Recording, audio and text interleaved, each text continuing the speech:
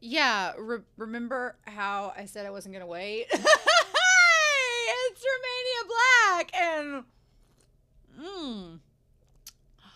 I put some booze in this coffee tonight, and I put a little bit more than I think I meant to, but it may be worth it, y'all. It may be worth it because yeah, we're on volume 2 of Scum-Villain Self-Saving System, and I started the volume yesterday, and we left on a cliffhanger, and I'm sorry, I can't wait. No!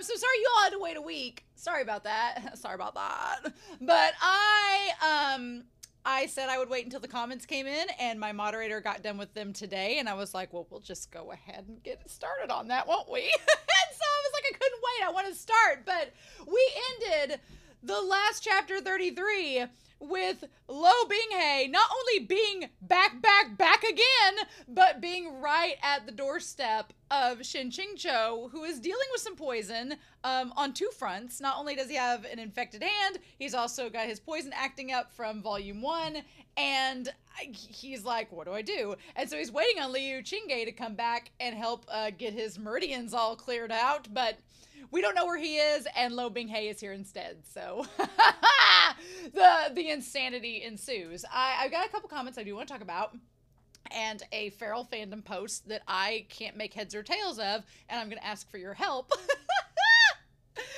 let's just go ahead and get the feral fandom out of the way. I'm feeling good. I'm feeling great.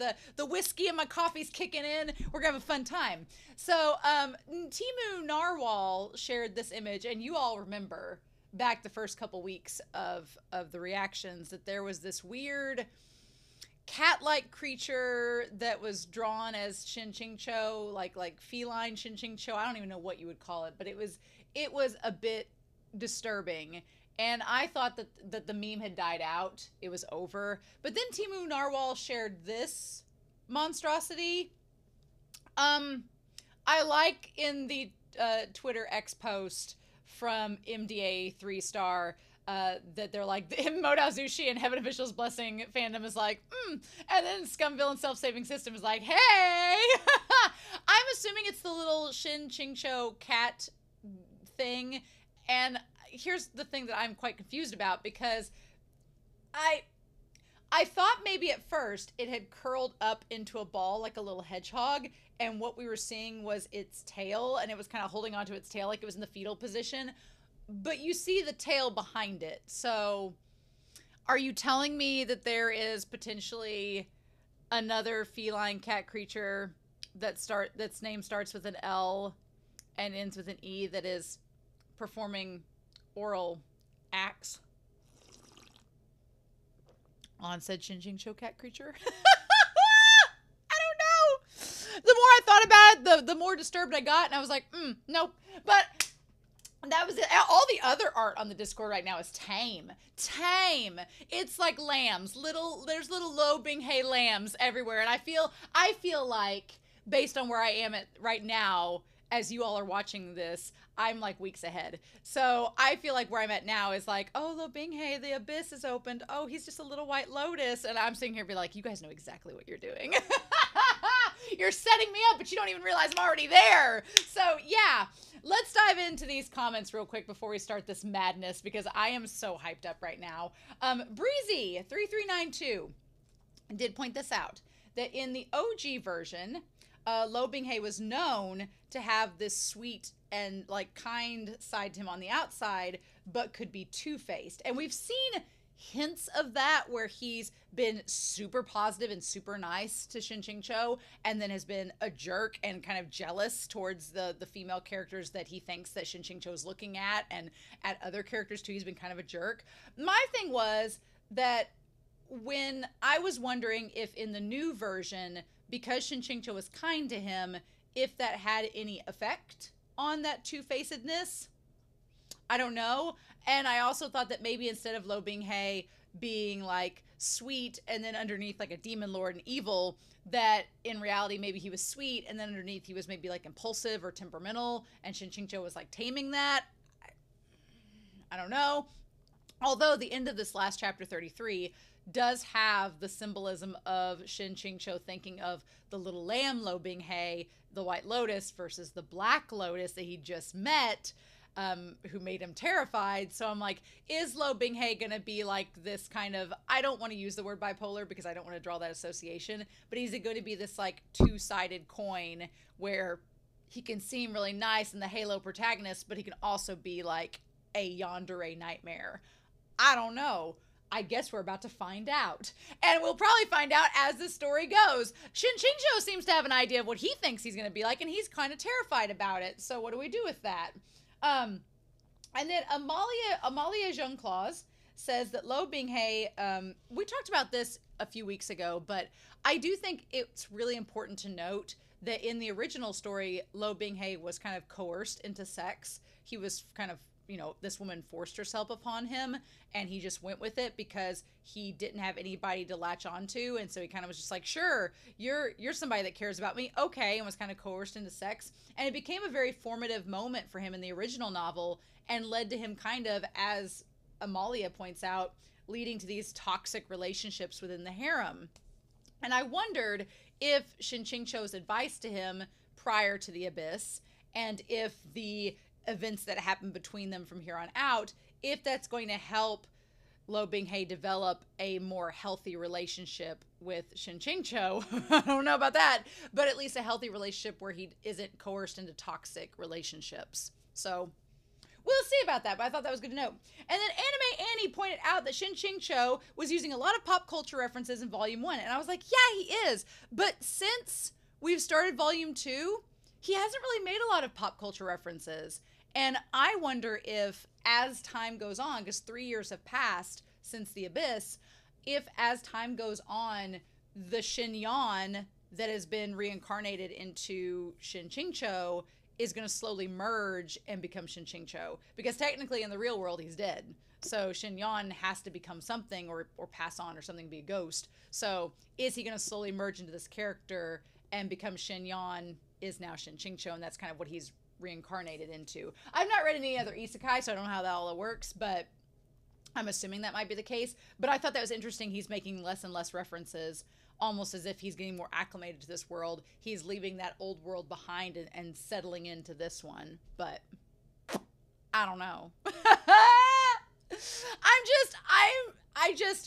I've never had this feeling of anxiousness that I've had going into these chapters, because like we talked about in previous weeks, in the other two MXTX stories, with Heaven Official's Blessing, I never felt worried about the two protagonists, and like, you know, there's miscommunication, sure, and there were moments where I felt nervous for different reasons, but I never felt nervous in Heaven Official's Blessing or Modao Zushi that they were going to get to where they couldn't stand each other or didn't want to be around each other. That part I wasn't worried about. I was worried about external circumstances, and my dogs are going to go crazy because there's probably a groundhog outside.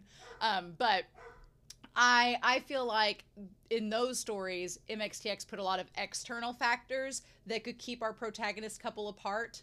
Here, it's not so much the external factors, but it's between them, like each other. So are each other's miscommunications going to keep them apart for most of this series? Probably.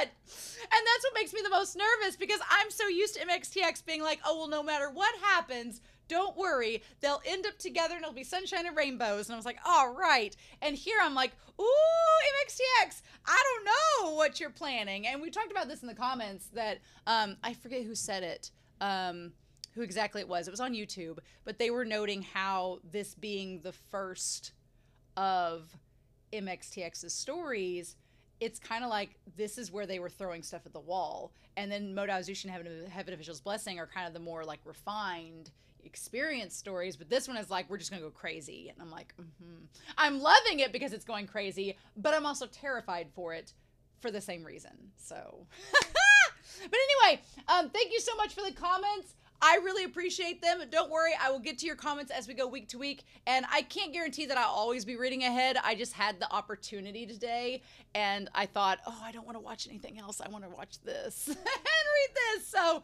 it's kind of one of those things where I'm fortunate at this point, because I've been recording a little bit ahead. I now get the choice of what I want to watch in the evenings. It's not like, oh, I have to watch this to stay on track. So that helps me feel a little bit more amped and a little bit more into it, and I really like that. So Hopefully you all do too, but we've talked for 10 minutes. We're not going to waste any more time. Oh my God, we're looking at chapters 34, 35, and 36 this evening. We're looking at pages 48 through 85 in the book, and in this digital copy, 34 through 65. So, anyway, let's start, shall we? We're going to begin chapters 34 through 36 of Scum-Villain Self-Saving System, and we're going to do that here in 3, 2, 1. Oh my God. Shazoon, hello. Chapter 34. Oh shit, he's here! All at once. It was as if Shen QingQiu's brains had started boiling, catching fire with a whoosh. Fuck, the ring was playing out live before his eyes. We didn't even have to wait 7 days. He grabbed his fan. I say there's no references, and here's our first reference. Look at that. He grabbed his fan and, with a nimble flip, leapt out the window. Lo Binghe had finally done away with that goosebump-raising mask that he'd worn during the day and exposed his true nature. And he'd come to make his teacher pay. I don't know if there's going to be kinkery involved with this down the road, but now is not the time. Shen QingQiu's flight was an entirely unconscious impulse. The poser habits he developed over so many years allowed him to persevere, so that even while fleeing, his movements were easy and graceful. He landed solidly on the ground, and with a tap of his foot darted away like a flying bird. Lo Binghe's clear, bright voice pierced far through the air, reaching his ears while carrying a hint of cold, drifting laughter. During the day, Shazoon was so intimate and gentle with Gong Yizhao. And this evening, you lit a lantern waiting for Liu Shishu until late into the night. What sincere affection! Why, then, are you so distant when it comes to this disciple? Oh my God, no! Lo Binghe, you're wrong! He's not trying to be intimate with either of them! Oh my God, no! Oh no! Liu Binghe thinks that his Shazoon, that Shen QingQiu, has a harem, but he doesn't! Oh my God, oh no! Also, side note, I didn't talk about this, but going back through the chapters, I don't know if Lo Binghe has his famous sword yet, because it described in the chapter prior his sword being like just a simple sword, so I'm like, that doesn't seem like Jin Mo. So, I don't know if it's the right sword or not, but oh no, fuck, it feels like he's cutting the distance in half with every sentence. This speed is unscientific. Shen QingQiu drew in a deep breath, thinking that whatever happened, he ought to find himself some backup first. He shouted from the pit of his stomach, Liu Qingge! Lo Binghe's voice drew even closer. It was no longer as tender this time around, and instead it came with a wintry laugh. Liu Shishu is embroiled in a fight, so I'm afraid he doesn't have the leisure to come. Shazoon, if you have orders, why not give them to me? I wouldn't dare! Shen QingQiu understood that Lo Binghe must have delayed Liu Qingge by some means. Aid from that quarter couldn't be counted on. He swiftly poured his entire body's spiritual energy downward, hoping to boost his speed. But of course, he just had to forget that he was in the middle of a without a curse flare-up. He doesn't want Lo Binghe to help him because that means he has to have sex with him, and he doesn't want to put Lo Binghe through that. By the time he remembered, it was already too late. In an instant, it was like all the blood in Shen QingQiu's body had solidified, and his entire form felt suddenly heavy. In the next moment, a hand flashed forward to clutch his throat, and his back crashed into a hard, cold, solid rock wall. The pain resonated from his flesh into his spine, his head buzzing. Lo Binghe was already within arm's reach. He had slammed Shen QingQiu into the wall with one hand. The back of Shen QingQiu's skull rang with a crash, and he swooned. It took a good while before he could refocus his gaze. Oh, come on, you guys! Come on! Under the streaming moonlight, Lo Binghe looked even more peerlessly beautiful, as if his silhouette had been carved from ice and jade. Connected to Mobeijun, maybe? He pressed very close, and he spoke with slow deliberation. After so many years of separation, we meet amidst golden wind and jade dew. Yet Shazoon incessantly calls someone else's name.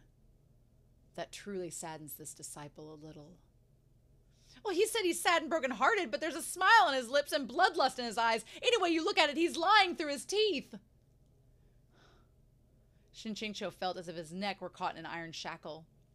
His throat bobbed with difficulty, and it was hard to breathe, let alone speak. He could still manage to form a sword seal with his fingers, but his spiritual energy circulation was sluggish, so it was pointless anyhow. No matter how perfect a seal he formed, he couldn't move Zhu Ya. And Lo Binghe was pressing harder and harder, his hand gradually tightening. Suddenly, there was a flash before Shen QingQiu's eyes, and a giant dialogue box popped up. This dialogue box was entirely different from the one before. Before, they uniformly looked like Windows XP era windows, but now it was subdued, lavish, and sophisticated. Wait, the main point was the content! Accept a system tip to resolve the small complication our valued customer is facing? You call this a small complication? Shen QingQiu mentally shouted himself hoarse. All right, is there still an easy mode? Easy mode, please!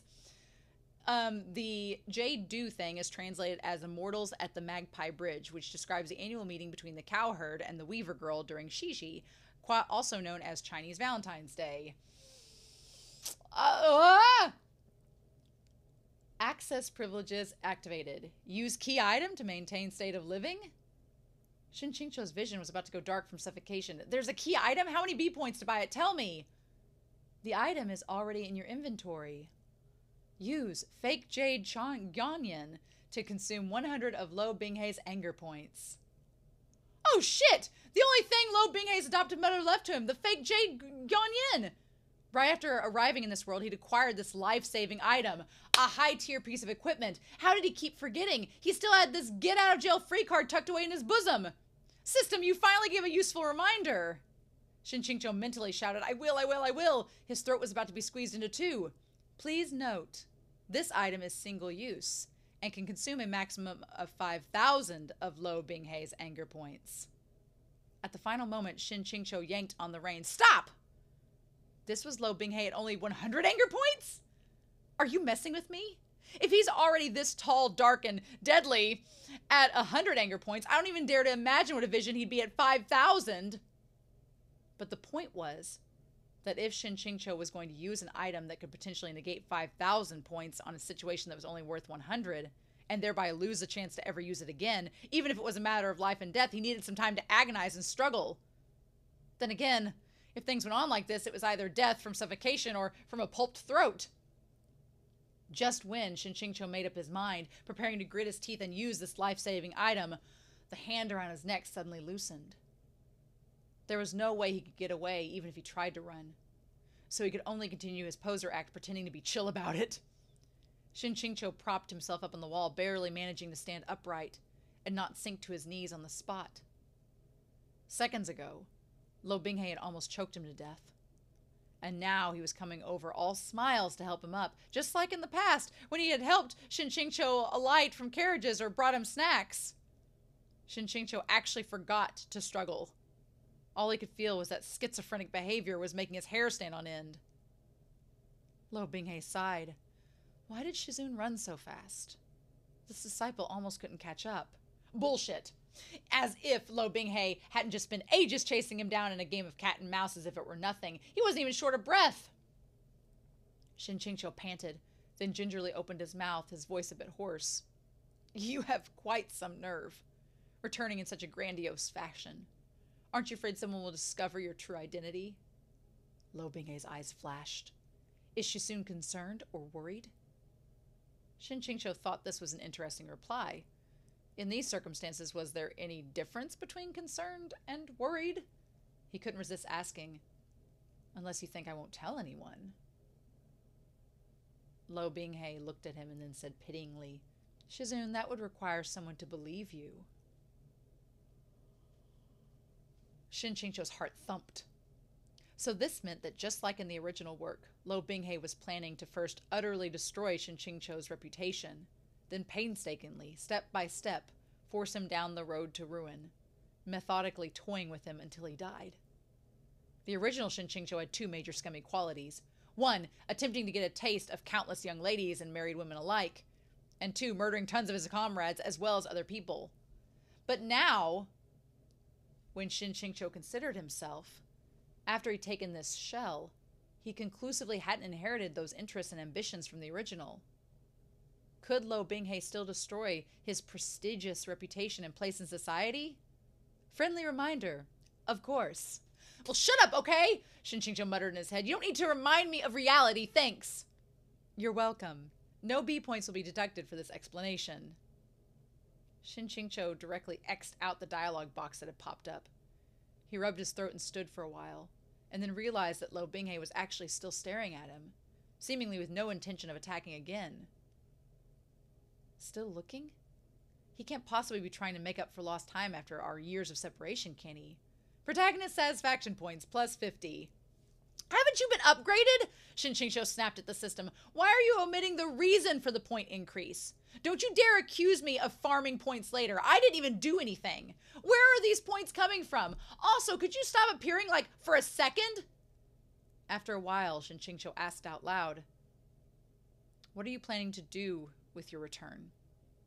Lo Binghe replied, I was merely reminiscing about how Shizun had treated me well, and I wanted to return to see you. Shen QingQiu automatically comprehended this as a declaration that Lo Binghe had come back to settle old debts. In this round of question and answer with Lo Binghe, they had actually managed to be something like congenial, so Shen QingQiu tentatively grew braver. Without changing his expression, he moved his hand to his sword hilt. Just to kill me? Then what about the plague in Jinlan City? Has every resident of the city treated you well? Who could have expected that as soon as those words came out of his mouth, they would touch some sore spot inside of Lo Binghe? It was like a cold star had fallen within his eyes, and the faint hint of a smile on his face disappeared without a trace. Shizun harbors a truly relentless hatred toward the demon race, Lo Binghe had said mockingly. There was a hint of forcibly suppressed anger in his voice. No, I don't actually. Lo Binghe clenched his teeth. No, I should say a relentless hatred towards me. Oh, no! Now, see, do you understand? Wait, what? What? Shen QingQiu was speechless. He'd never said that. Lo Binghe took a sudden step towards him. Shen QingQiu's expression quickly became cautious, and he retreated a step, but behind his back was a wall, and so there was nowhere to go. Their gazes collided in midair. Then Lo Binghe seemed to realize that he was too worked up, and he closed his eyes, only opening them again after a few moments had passed. Does Shizun honestly think that I would kill, burn, massacre cities, and inevitably topple countries just because of that half of my lineage? Shen QingQiu could only keep his silence. If only he had a physical copy of Proud Immortal Demonway in his hand, he would have slapped it onto Lo Binghe's face. If you have a smoking gun, then use it. The latter part of that 20 million word epic was chock full of ammunition he wanted. With all the things Lo Binghe had done, the phrases kill, burn, massacre cities, and topple countries, and not a dog or fowl was spared, were barely even exaggerations for dramatic effect. When Shen QingQiu looked down without a single word, Lo Binghe took it as tacit agreement. He sneered. Then why did you tell me not to put too much weight on race, and no one is intolerable to the heavens? Why say such pompous things? His face abruptly grew dark, malice overflowing between those brows, and he lashed out, utter hypocrisy, he snarled. Shen QingQiu had been prepared for this. At this moment, he rapidly retreated, only just managing to dodge. When he turned his head, he saw that the wall he'd just been leaning against had been pulverized. Though he'd long known that after he crawled back out of a place as brutal as the endless abyss, Lo Binghe's temperament would change. He'd never thought it would actually be such an extreme 180. Moody didn't even begin to describe him. Having known this would come about in the novel ahead of time was one thing, but seeing a once familiar person change like this was another entirely. It hit Shen QingQiu especially hard because this outcome was basically his single-handed creation. I wish he could just tell him the truth. I wish he could just say that he doesn't believe that. Why can't you just tell him? Just say it. At this point, what's it going to matter if you're going to get the same outcome as the book? It seemed like Lo Binghe hadn't really intended to hit him. After venting his anger with this attack, he calmed down a bit, tilted his head and reached out, seemingly to grab hold of Shen QingQiu. So Shen QingQiu hastily drew Zhuya. It had been a long time since he'd drawn his sword by hand. Usually he'd summoned it with a sword seal, but now he had no spiritual energy. He could only wield the blade manually. There was nothing to be done. He couldn't just offer himself up for capture. At least in this moment, he absolutely just couldn't sit still and await death. He'd made a truly gargantuan blunder. He'd thought that Lo Binghe would train for the full 5 years before he crawled out of the endless abyss. Who could have guessed he would activate his cheats to an even greater potential and speed up the process by half? And by Shen QingQiu's calculations, the sun moon dew mushroom that he'd been growing as his life-saving trump card wasn't yet at the point where he could use it. Watching Shen QingQiu, Lo Binghe slowly raised a hand, letting him see the violet black demonic energy roiling in his palm. Shizun, he said leisurely, take a guess. If I grab Juya, how many strikes will it take before it's corroded all the way through? No need to guess. I'll bet 50 cents on one strike at the most. Shen QingQiu felt even more miserable. Lo Binghe took another step closer, and Shen QingQiu could only raise his sword to take the attack. He had mentally prepared for Juya's destruction, but in a blink, as if Lo Binghe had seen something, he started. He then suddenly withdrew the demonic energy in his palm and caught the tip of the sword with his bare hand. Shen QingQiu hadn't thought he would actually cut Lo Binghe. That made this the second time! In his moment of shock, Lo Binghe chopped down on the wrist. Shen QingQiu's hand loosened in pain, and his sword fell, whereupon it was sent flying with a flick of Lo Binghe's finger. Lo Binghe clamped down on Shen QingQiu's wrist with a single hand, and fresh blood flowed from Lo Binghe's palm, soaking Shen QingQiu's sleeve. The blood kept flowing, and Shen QingQiu started to panic, worried for no reason. When Shen QingQiu was still in the midst of confusion, Lo Binghe flipped his hand over. You were infected. Some small red patches were scattered across the back of Shen QingQiu's hand, a few more than had been there during the day. Lo Binghe's slender fingers flitted across his hand in a barely there touch, and the red patches disappeared under his fingertips, like ink dropped in water. As expected, a little thing like this was no threat to Lo Binghe. Lo Binghe seemed to have moderated his expression. This hand of Shizun's is plagued with misfortunes. It turned out they had thought the same thing. As Shen QingQiu took his spotless hand, he found himself even less able to understand the course of Lo Binghe's thoughts. Given what made him pause, perhaps this hand had reminded him of the good old days? If Shen QingQiu thought about it, this same limb had blocked the poison armor spikes way back when. Perhaps it had rekindled some old affections? Just as he wondered this, a fist suddenly slammed into his stomach. Lo Binghe smiled. An eye for an eye. Since Shizun sowed the seeds, he should reap the bitter fruit himself. Shizun should personally make up for the wounds that he gave me. Why is this happening? I don't like this at all! Oh no! Shen QingQiu assumed that Lo Binghe was venting his anger for the emotional trauma inflicted on him 3 years ago by injuring his old master in a relatively comparable way. But then there was a sharp pain on his scalp, and his neck was forced to straighten so that Lo Binghe could press his hand to Press his hand to Shen QingQiu's lips. The taste of blood flooded into his mouth. Shen QingQiu's eyes shot wide open as he finally realized that the wound Lo Binghe was talking about was the one he had just left on his hand with Juya. Well, motherfucker, don't drink it! Don't drink it! I absolutely can't drink this! Shen QingQiu furiously swiped the hand away and bent over to retch up the mouthful of blood he had swallowed. But Lo Binghe dragged him back up and continued to pour blood into his mouth. Lo Binghe further opened the wound on his hand. Hot blood flowed endlessly from it. Yet he seemed even happier. Shizun, don't spit it out. Even though a heavenly demon's blood is dirty, you won't necessarily die from drinking it, right? He wouldn't die, but he would live a fate worse than death. I don't know how to feel about this! Why is Lo Binghe being so awful to him? I mean, I get it. I wish Shen QingQiu would say something to just, like, apologize or something. I wish he would say stuff to him. I wish they would talk and communicate. This is like if Hua Chong was evil to Shi Lian. Ah! Chapter 35. Shen QingQiu didn't know how he made it back to the Gen Z weapons shop. Even after climbing the stairs and entering his room, he was still in a daze. And he fell straight into bed.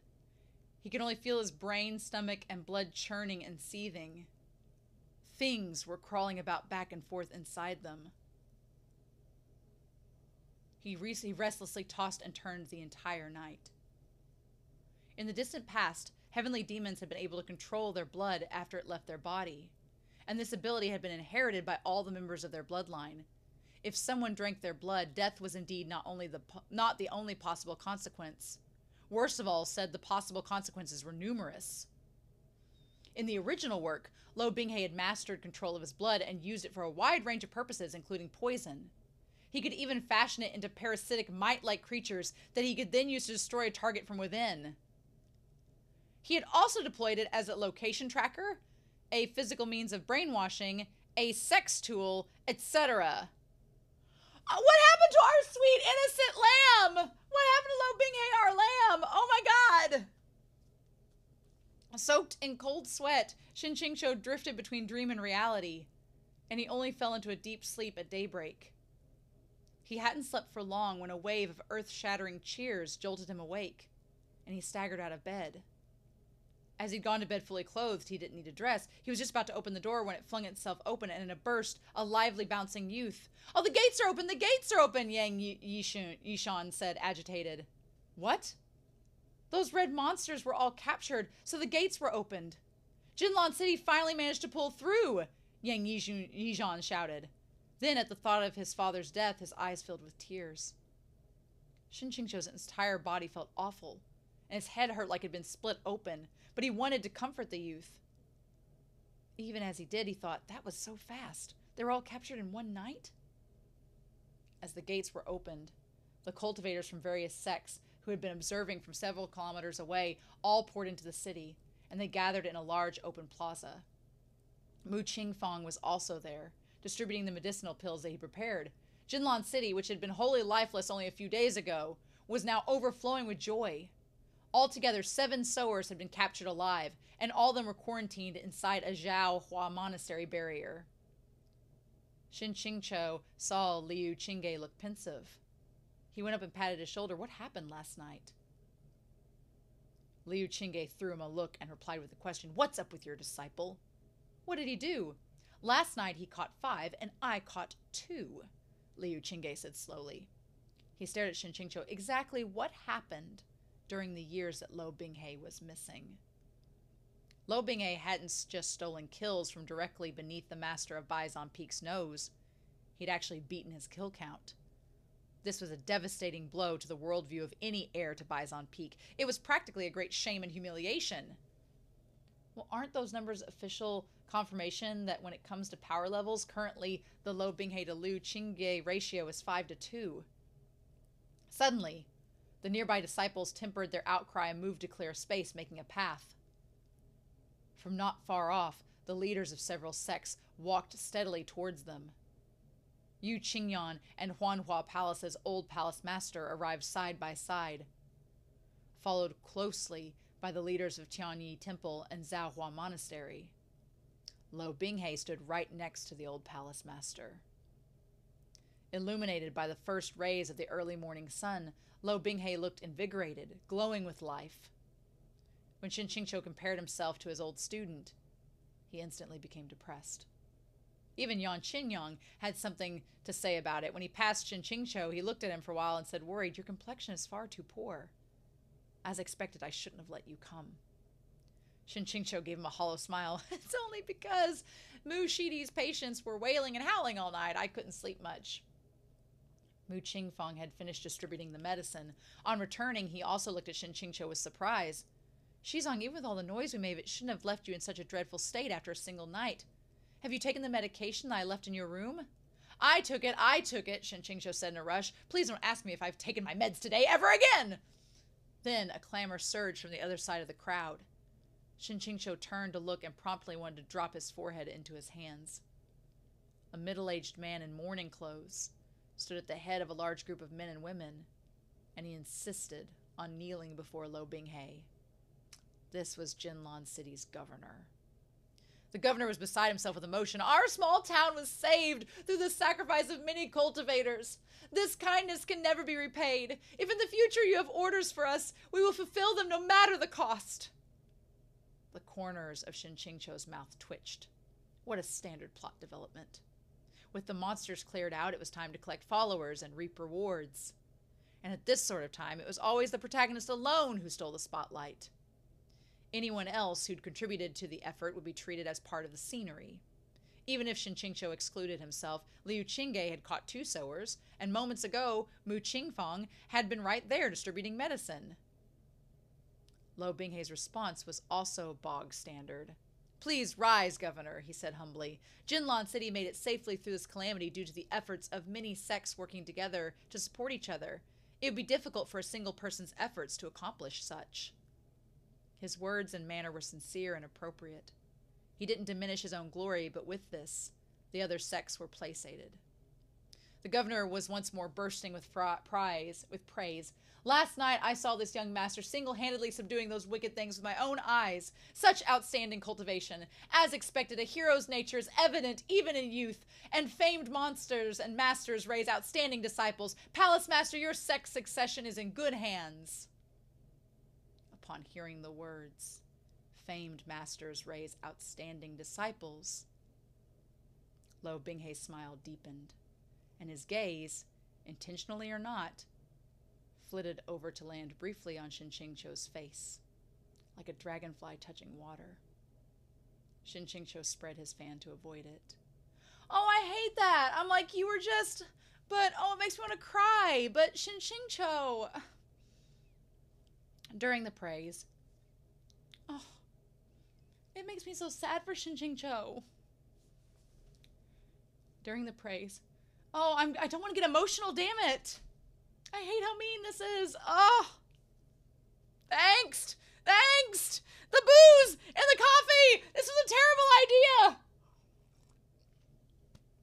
During the praise, the old palace master's gaze towards Lo Binghei was filled with parental affection. Others might not have been able to tell, but Shen QingQiu was keenly aware that this was the gaze of one looking at a successor/son-in-law of whom he was proud. Those 7 sowers who'd been trapped together squawked and shouted, agitating the people. "Well, how should these vile things be dealt with?" someone asked. "Shidi, any thoughts?" asked Yu Qingyong. Shen QingQiu muttered, "Qingqiu has seen related records in old texts that sowers fear high temperatures. It appears that only by burning them in a raging fire can we remove the body's infectious ability to bring decay." This was eminently easy to understand. Sterilization required high temperatures. Yet one cultivator protested in shock. "Well, how could we resort to such a method? If we do this, will it be not as barbaric and cruel as the demon race?" All too soon, his voice was drowned out by the enraged shouts of Jinlan City's surviving citizens. During the days the plague had raged unchecked, the city had lost countless innocent lives, the victims' bodies festering in death in ways too horrible for words. A perfectly fine and flourishing merchant city had been reduced to the horrific sight it was today. At this time, anyone expressing sympathy or advocating for humane treatment of the sowers risked becoming the enemy of the entire population. The handful of cultivators who did so soon found themselves surrounded by roars of "Burn them! And burn anyone who objects alongside!" Of the 7 sowers within the barrier, most of them bared their teeth, cackling with boisterous laughter and showing no signs of remorse. Shen QingQiu supposed they probably even thought themselves heroes who'd created a bumper crop for their own race. Only a single sower, the most petite of the group, wept miserably. At the sight of this misery, sympathy swelled in a few hearts. Qin Wanyu bit her lip and approached Lo Binghei. "Lo Shizong, that frail little sower looks so pitiful." "They look so pitiful," she said. But however pitiable the sower looked, were they as woebegone as those who'd been infected by the plague for no reason, whose bodies had rotted until they died? Lo Binghei smiled at her but did not answer. In Shen QingQiu's eyes, in terms of reactions to girls, this was far too perfunctory. It probably didn't deserve a passing grade. If he thought back on the original work at this juncture, shouldn't Lo Binghei have taken the chance to express his agreement with tender and sympathetic words? How come Lo Binghei's training speed had increased while his girl wooing skills had decreased? But what could be done about it when Lo Binghe had a face that, regardless of angle or expression, was always as silky as jade, assured and elegant? Chen Wanyu was momentarily dazzled, and she flung the words she had just said to the back of her mind, content to continue and watch from the sidelines. At this moment, something entirely unexpected occurred. The petite sower threw itself forward, slamming into the side of the barrier with a thump.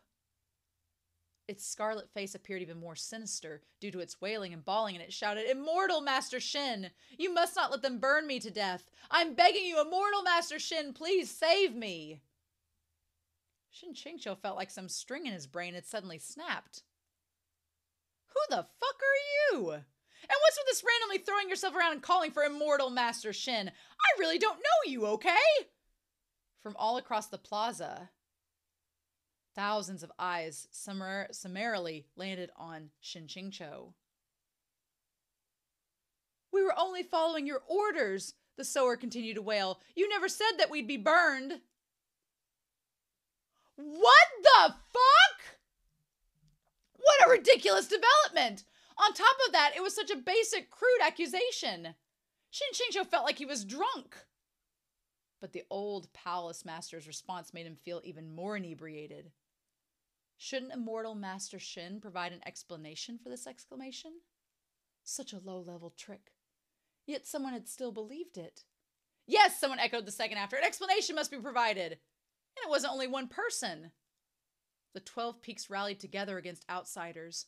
As soon as these words were spoken, quite a few Sangzhong mountain sect cultivators revealed expressions of displeasure. Yu Qingyang was even more direct. His face became stony. "Anyone with eyes should be able to tell that this thing is unhappy about its impending death," Qi Qingxi said scornfully. "It wants someone to share its fate, so it's obviously framing him.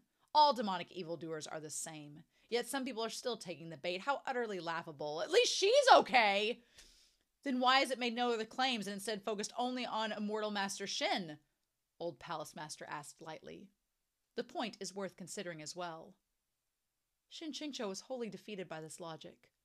According to that line of thinking, anytime someone was singled out and accused of something, the question of their innocence was worth considering. The bar for framing someone was way too low. Lo Binghe spoke not a single word, though he stared over with rapt attention. Perhaps it was only Shen QingQiu's imagination, but he kept feeling like those pitch-black, star-like eyes were full of smiles. Did he put this all up to this? Is this all his plan? Why? What is happening?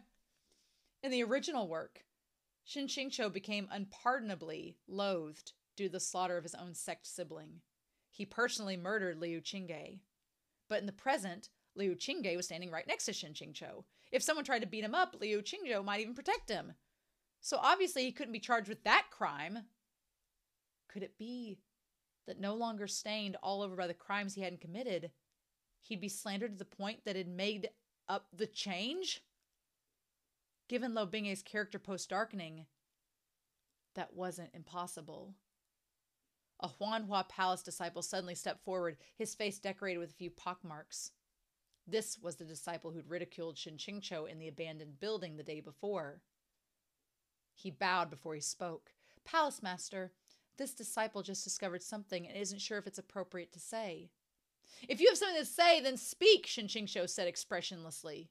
"You've already opened your mouth, so why even say you're unsure if it's appropriate to do so? How insincere." Wasn't this disciple slapping his own face?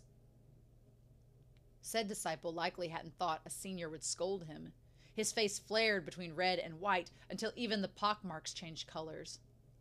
But he didn't dare snap back and only glared viciously at Shen QingQiu. Yesterday, this disciple and several sect siblings all realized that they were a few infected red patches on Senior Shen's arm.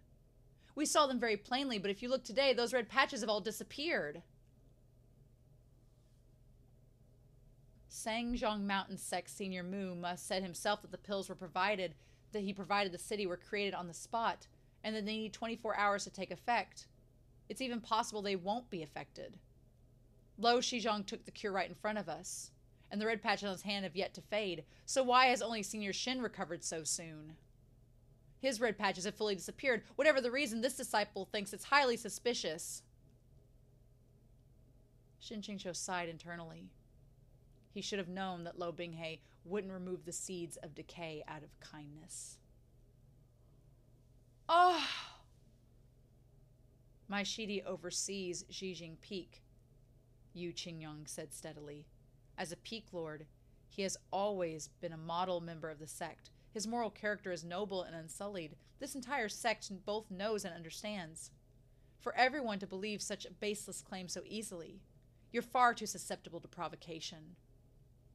Shen QingQiu's face was going to turn red. Xijing, don't do this. Are you for real? If you're speaking against your conscience just to protect me, I'll really feel awful. Whether it's the original flavor or the current one, I bet neither of us can even touch the edges of noble and unsullied moral character. Well, no, the original flavor would definitely touch the last word. Is that so? Asked the old palace master. That differs from what I've heard. Oh my god! Oh no, this is awful! Oh, in the original text, noble and unsullied moral character is, and then he gives it, but when taken out of context, it can also mean sex. Therefore, Shen QingQiu jokes that the original flavor might not match the entire phrase, but with his various scandals, he definitely matched the word alone. Oh my god, this chapter set is torture! Torture! Shen QingQiu's heart sank. It seemed like this was the day that he would be thoroughly dragged through the mud. He still narrowed his eyes. Since when did hearsay from other sects become the basis for conclusions on the moral character of the heir of our Sangjiang Mountains, Jing Peak? If it were only hearsay, of course we would not trust it so easily. But this information came from one of your esteemed sect's very own members. The old palace master looked all around him before he continued. Everyone must know that it is common for each sect's disciples to form friendships with one another. So hearing some rumors and gossip is inevitable. However, the matter of Peak Lord Shen deliberately abusing and doing grievous harm to his disciples under his care, this alone ought to render him unworthy of the phrase noble and unsullied moral character. Shen QingQiu's head was going to swell. Grievous harm to the disciples under his care? This one was true.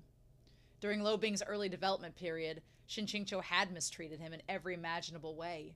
His glorious deeds using the protagonist as child labor could have filled a tragic novel of great suffering all on their own. The number of other disciples Shen QingQiu had harassed or even driven out because of their talent also numbered high enough to rival a gymnastics team. It was just, the one who'd grievously harmed them wasn't him, it was the original flavor. Since you are aware they are only rumors and gossip, you must be aware that they do not merit discussion, said Yu Qingyang solemnly. It's true that my Shidi doesn't typically like to pamper to his disciples, but to accuse him of grievous harm is too much. A soft, sweet voice broke in. Qin Wanyu had reached her limit. She had to speak up for her beloved. Then may this woman's sect leader you.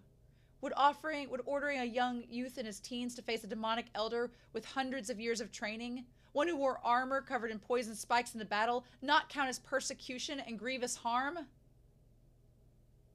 This time, Shen QingQiu couldn't just chill prettily on the sidelines and listen. Whether it counts or not, I do not know, he said in an even tone. But what I do know is that in an instance where a Shizun intercepts a suit of poison armor, pushes aside his disciple, and shields him with his own body, probably can't count as persecution. What do you think, Lo Binghe? All of the cultivators present, some looked astonished to hear this name, and many of those were from Sangjiang Mountain sect. Some had merely been suspicious when they'd seen that face, such as Qi Qingqi, who was now stunned in shock. As for a certain member of the logistics team who had nearly fallen to his knees on the spot upon entering Jinlan City and coming face to face with Lo Binghe, after his heart had undergone a torrential bout of rain and wind, he'd since become calm and composed.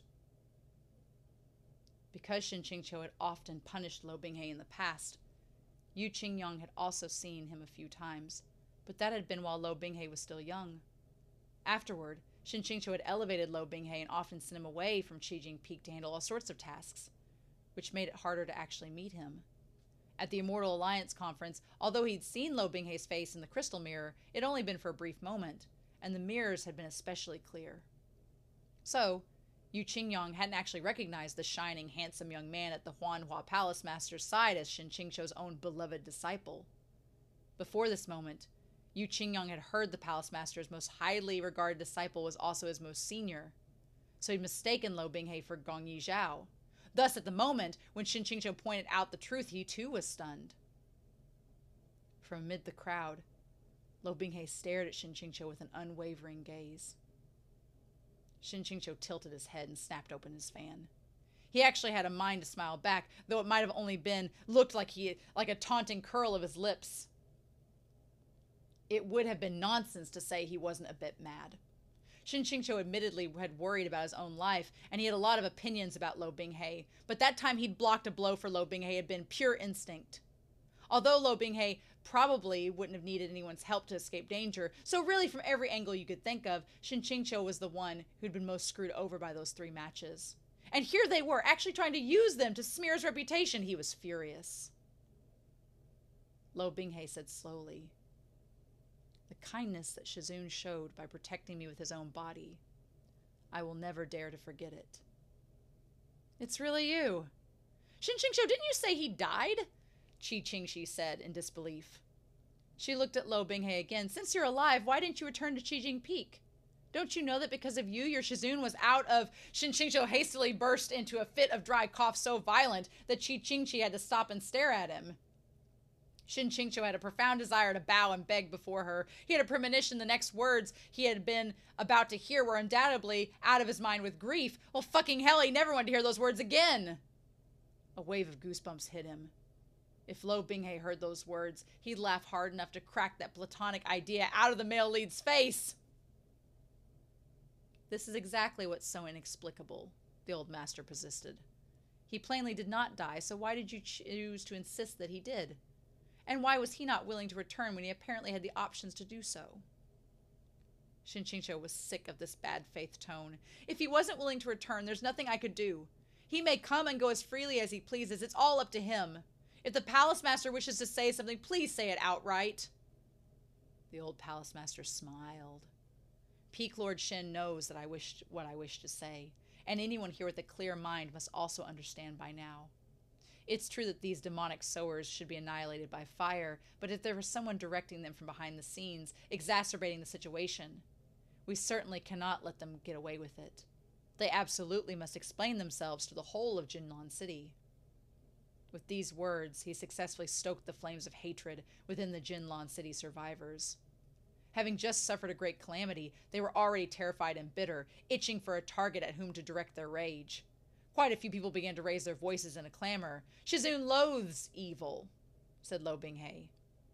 "When it comes to demons, he only hates being denied the satisfaction of killing them personally. How, then, could he collude with them?" This appeared to be him speaking up for Shen QingQiu. However, he was the only one present who understood the true meaning behind those words. When it comes to demons, he only hates being denied the satisfaction of killing them personally. Having nothing to lose, Shen QingQiu cut straight to the point. "Lo Binghe, right now, are you a disciple of Qijing Peak or a member of Huanhua Palace?" The old palace master sneered. "After all this, Peak Lord Shen is once again willing to recognize this disciple. I never expelled him from my tutelage," said Shen QingQiu. "Since he is still willing to call me Shizun, he must surely be willing to acknowledge me as such." He said these words purely with the intention of aggravating Lo Binghe, but it didn't seem that he succeeded. Lo Binghe's gaze flickered, and perhaps it was an illusion, but it seemed as if his eyes had somewhat cleared.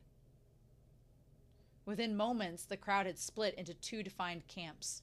Sparks flew through the air, charged with the hostility of an imminent battle. As for the sowers who had instigated this conflict, they were now forgotten on the side. No longer did anyone care about how they were dealt with. Then there came a woman's sweetly charming voice. "Shinjiu, are you Shinjiu?" Upon hearing this name, Shen QingQiu's serene and placid countenance nearly fissured into the great rift valley. "Fuck.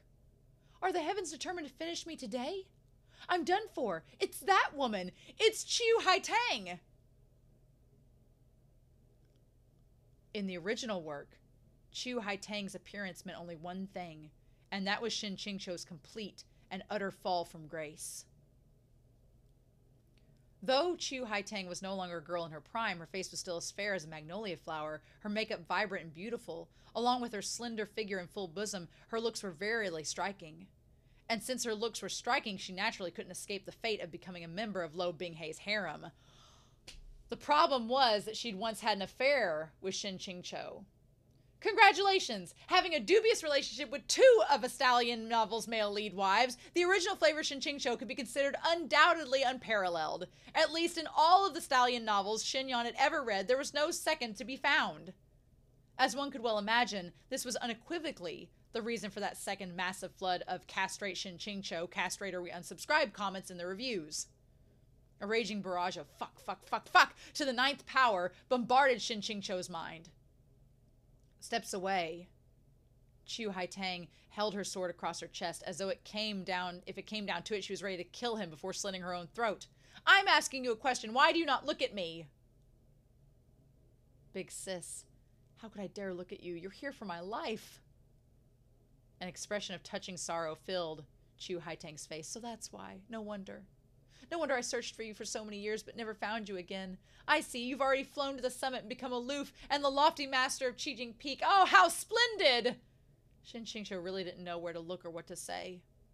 So he just stared straight ahead, doing his best to keep his expression impassively detached. Everyone was whispering amongst themselves. Yu Qingyang said in a low voice, QingQiu, this young lady is indeed a former acquaintance of yours? Shen QingQiu's heart flooded with tears. Xizhang, don't ask me any more. Former acquaintance? Qiu Haitang continued sorrowfully. I am not only a former acquaintance. This man who looks so dignified was once my childhood sweetheart, and I am his wife. When Lo Binghei heard this, his eyebrows began to twitch madly. No, you are inarguably Lo Binghei's wife. Wake up! Is this really true? Sheng Qinghua said. There he is, he said in surprise. Why have I never heard of Shen Xizhang mention it before? Shen QingQiu curled his lips at him and gave him a fake smile. Can you stop adding fuel to the fire? Who created this awful, melodramatic content for the purpose of cranking up Shen QingQiu's scum and hatefulness points? Huh? Yet you have the nerve to just stand back and enjoy the show? And all of you over there, aren't you cultivators? Why do you love gossip so much? Go away, get out, out! Qiu Haitang sneered. He's a beast in a man's clothes, a degenerate wearing a cultured mask. Of course he wouldn't mention his shameful deeds. Master Wu Chen had interacted with the trio from Sangzhong Mountain for some time and received Shen QingQiu's care, so he had a favorable impression of him. Previously, when Shangzhong Mountain sect and Huanhua Palace had been arguing, he had been unable to interject, but he spoke up now. Amitabha, if this benefactor has something to say, please explain it properly and explain it completely. Blind accusations do not invite confidence. Shen QingQiu wept to himself. Master, I know you're doing this for me, but if she explains it completely, I'll suffer even more. What I'm truly worried about isn't having done shameful deeds. It's taking the fall for the ones that I didn't. Just like that, Qiu Haitang became the focus of everyone's attention. Face flushed red with emotion, she puffed out her chest and said loudly, if a single word I, Qiu Haitang, say from here on out is false, may my heart be pierced by 10,000 of the demon's poison arrows, and may I be undeserving of a peaceful death. She pointed straight at Shen QingQiu, fury burning in her eyes. This person is now Shangzhong Mountain Sect's peak lord of Qijing Peak, Shen QingQiu, the widely renowned Zhuya sword, but no one knows what kind of thing he used to be. Her language was rather harsh, and Qi Qingqi's shapely willow leaf brows rose in anger. Watch your words! Qiu Haitang was now some sort of hall master in a small random sect, so when rebuked by a leader of a big shot organization like Kangzhong Mountain, she unconsciously backed up a step. But the old palace master said, Peak Lord Qi, there's no need for anger. Why not let this young lady continue? We cannot silence people's mouths. Qiu Haitang looked at him and clenched her teeth, the hatred in her eyes overcoming the fear, and her voice once again grew loud. When he was 12 years old, he was but a slave my family had purchased from traveling child traffickers. As the 9th child in that band, he was called Xiao Zhu. My parents saw that the traffickers had abused him and thought him pitiful. So they brought him home, taught him how to read, and paid for his food and clothing, and kept him warm and fed and free him of worries. My brother also looked after him, and they were exceptionally close. When he was 15 and our parents passed, my older brother became the head of the house and freed him from a slave contract, and even recognized him as a foster brother. And because I had grown up with him, was deceived. I really thought that we genuinely loved each other. So we were betrothed. Shen QingQiu stood there, forced to listen to his own dark history alongside thousands of people. The thousands of thoughts in his mind had transformed into tearful silence. Tears began to well up and overflow in Qiu Haitang's eyes. The year my brother was 19, a wandering cultivator came to our city. He saw that the area had an abundance of spiritual qi, so he established an altar at the city gates. Any young boy or girl under the age of 18 could go there for spiritual evaluation. That cultivator wanted to select someone with exceptional talent and take them as his disciple. He knew immortal techniques. Everyone in the city admired him, and Shinju also went to the evaluation altar. His aptitude was good, and the cultivator settled on him, so he joyfully came running back, wanting to leave my family. Of course, my elder brother did not agree. In his eyes, cultivating towards immortality was purely a pipe dream. Not to mention, Shinju and I were already betrothed, so how could he abandon his family and leave now of all times? He and my elder brother had a great argument, and afterwards, he lost all his cheer. We thought he was only temporarily depressed, and after he thought it through, he would naturally come to accept it. Then her expression abruptly changed. Who could have known? That very night, this man finally revealed his ugly nature. He lost his mind and killed my brother and many of our servants all at once, leaving bodies scattered all over the estate, and then disappeared from the city with that cultivator in the same night. After this calamity befell my household, as a lone, weak woman, I was powerless to support it, and just like that, a large estate fell apart. I searched and searched for the nemesis of mine for many years, but never found any leads. The cultivator who had taken him as a disciple had been killed many years ago, and the dead became even deader. Had I not come to Jinlan City today, I fear I would have spent my entire life not knowing that this vile ingrate, who killed his benefactors with his own hands, had actually managed to climb all the way up to the position of Peak Lord in the #1 sect under the heavens. Though he is much changed from when I knew him, that face, I could not mistake that face, even if it burned to ash. I am not afraid to speak the name of the cultivator who incited him to murder either, for they are a murderer of countless innocents whose name has been on the wanted list for years, Wu Yanzi. This is a lot. This Wu Yanzi was notorious, with innumerable misdeeds to his name. When it suddenly came forth that one of the 12 Peak Lords had been his disciple, everyone was horrified. But amidst the sea of sighs and gasps, Shen QingQiu found himself growing calm. Deep down, he was actually a little skeptical. Qiu Haitang relayed a compelling tale full of ups and downs, but the experiences she describes weren't free of logical holes. Shen QingQiu didn't mean to discriminate against the original flavor, but the novel had always tried its hardest to illustrate the unlikable traits of Shen QingQiu's personality: pig-headed, petty, tactless, uncharismatic, antisocial, and a sham. With that kind of disposition, it was hard to believe that the young Shen QingQiu had endured himself so totally to people entirely unrelated to him that they would treat him as family. Unfortunately, no one else was able to catch these sort of details. At first, Shen QingQiu had been afraid of this plot line. Yes, but not especially afraid. There was no definite evidence to prove these stale old events had occurred other than Qiu Haitang's testimony, so he figured as long as he doubled down and refused to confess, he could make Qiu Haitang wonder whether she had accused the wrong person. The whole affair would be no more than an indistinct smear on Shen QingQiu's character background. It wasn't like there was anything that he could do to change what had happened. Shen QingQiu truly had wronged Qiu Haitang. But that was the original flavor of Shen QingQiu.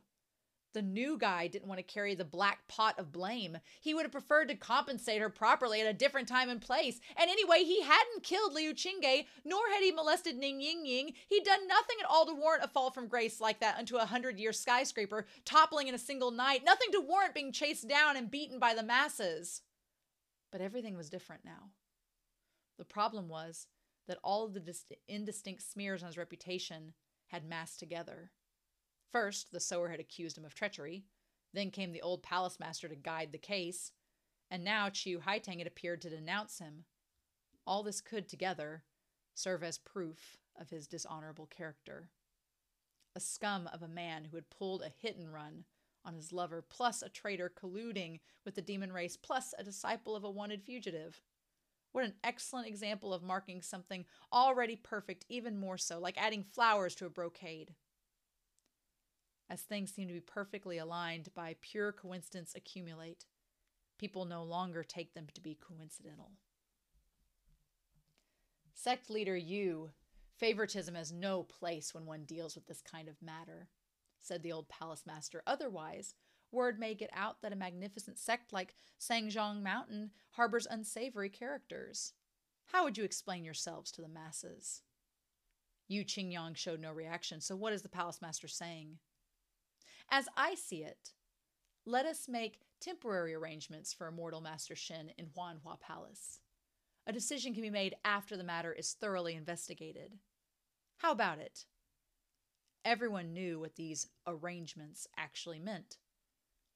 Beneath the foundations of Huanhua Palace's residence for short-term stays was the water prison. Its terrain was complicated, made even more so by the Huanhua Palace's maze array. This secret array of theirs was on an entirely different level from the ones they used to keep non-cultivators away from the palace. On top of that, the interior of the water prison was heavily guarded, and it boasted a complete set of torture chambers and related equipment, incomparably professional.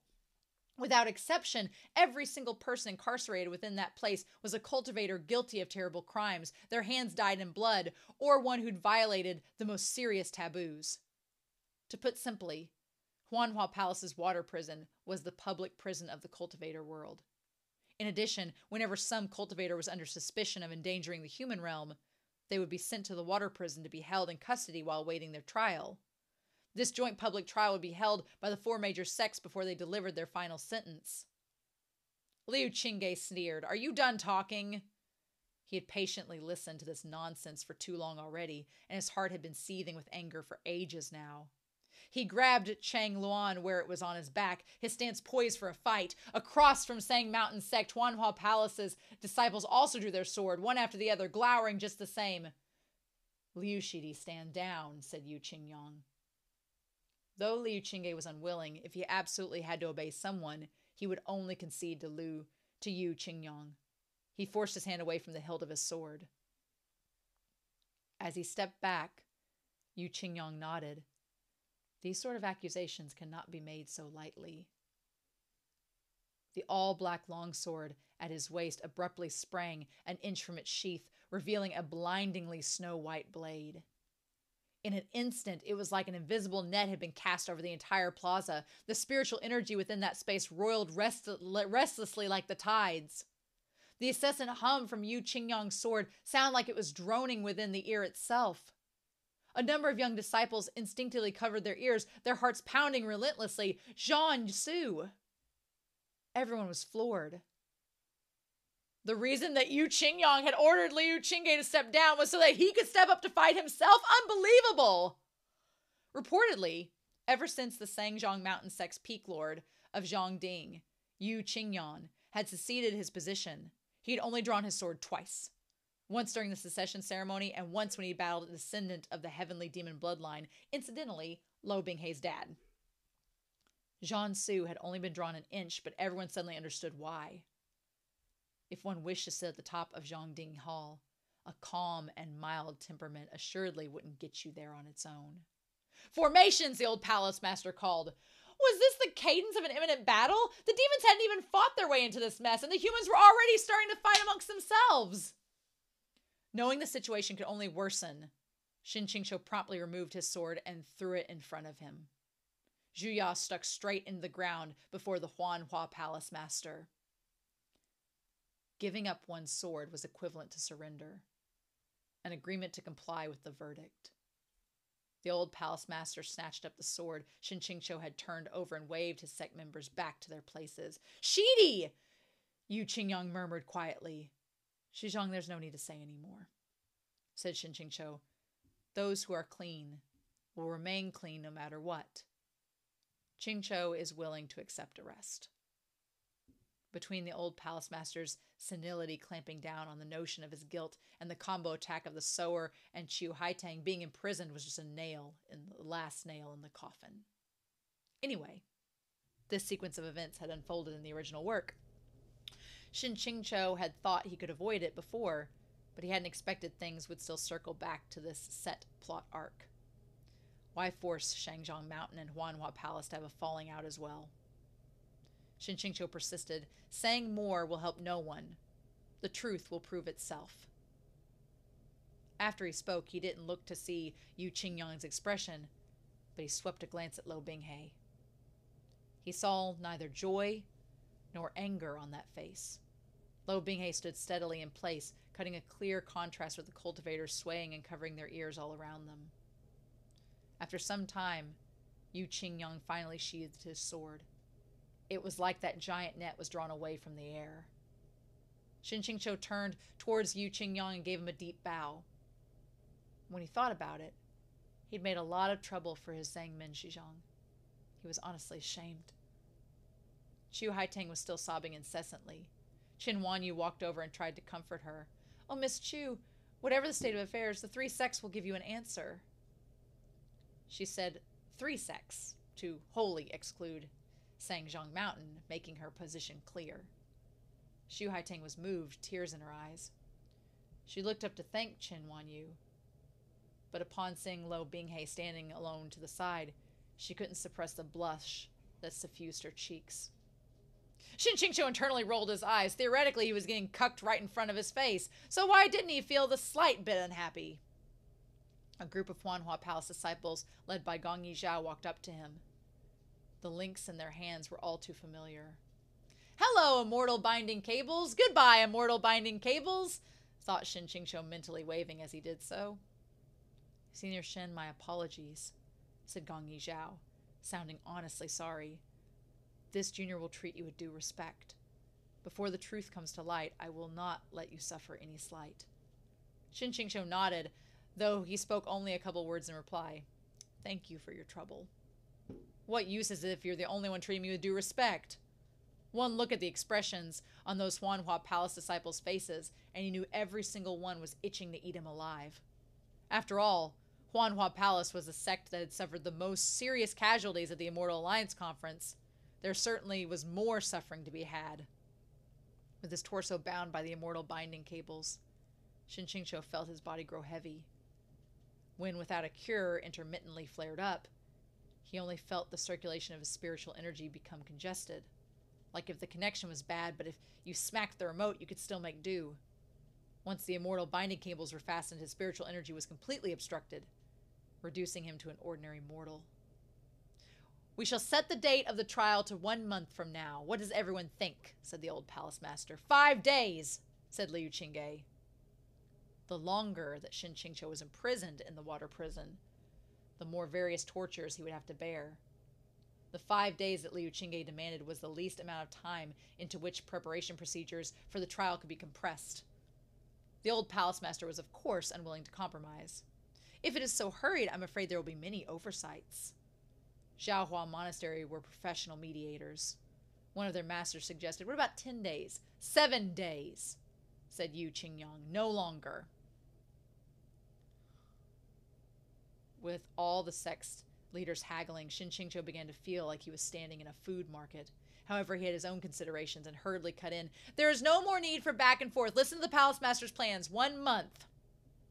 If he could delay things further, it would be better for the growth of the dew mushrooms." He shot a look at Shang Qinghua out of the corner of his eye and raised his eyebrow. Understanding his intentions, Shang Qinghua let his hands fall in front of him, subtly making a gesture of, "No problem, leave it to me." However, the success of this plan depended on if Shen QingQiu could really last a month in a Huanhua Palace thoroughly under Lo Binghe's control. Oh my god. Oh my god. I'm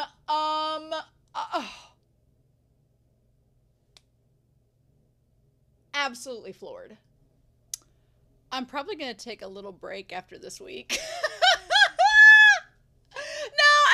Not like a break. I mean, you guys will see the next part next week. I'm not going to do that to y'all, but I may take a short break before I read the next part, because this part was freaking hard to get through. What in the world? Oh my god.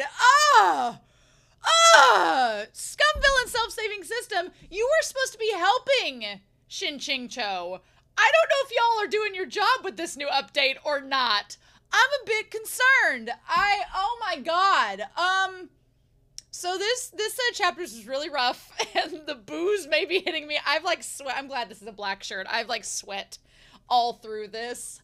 I realized upon reading this chapter set that I am like hardcore empathizing with Shen QingQiu. Like, he and I are connected at this point in the story. I feel like I felt every ounce of frustration, every second of sadness, every wave of horror that Shen QingQiu would feel in these chapters. I felt that. And I'll be honest, I think this is the first MXTX protagonist that I have honestly felt the pain that they are feeling. And we're in volume 2. We're not halfway through this story yet, and I'm already feeling for him because of how much he has to suffer in this story. This is so sad. I feel so horrible for him because I guess I didn't know what I expected. I guess going into this, it seemed like everything's going so well. It's like Zidler from Moulin Rouge. She's like, everything was going so well. And it's like, oh, well, Shen QingQiu's been nice. He's been changing all the things up. He's been a nice person, but he didn't want to go through with the abyss. He didn't want to do it. And the system made him do it. And so it's like, well, you made him do it. You're supposed to be saving him, but now you're making him go through hell. Like, what are you doing, system? So I guess we need to talk about it and dive into it. And please, I'm going to have the mods hardcore check the comments because I know that I'm going to say some things that are probably me being very emotional and very connected to Shin and being like, why is this happening? And you all are sitting wherever you are watching this, eating your popcorn, cackling like gremlins, like, like, because you know that I'm going to go through it. This story is putting me through the ringer, and we're not 30 chapters into it. We're like in chapters 34 to 36. We're not even like a fourth of the way through it.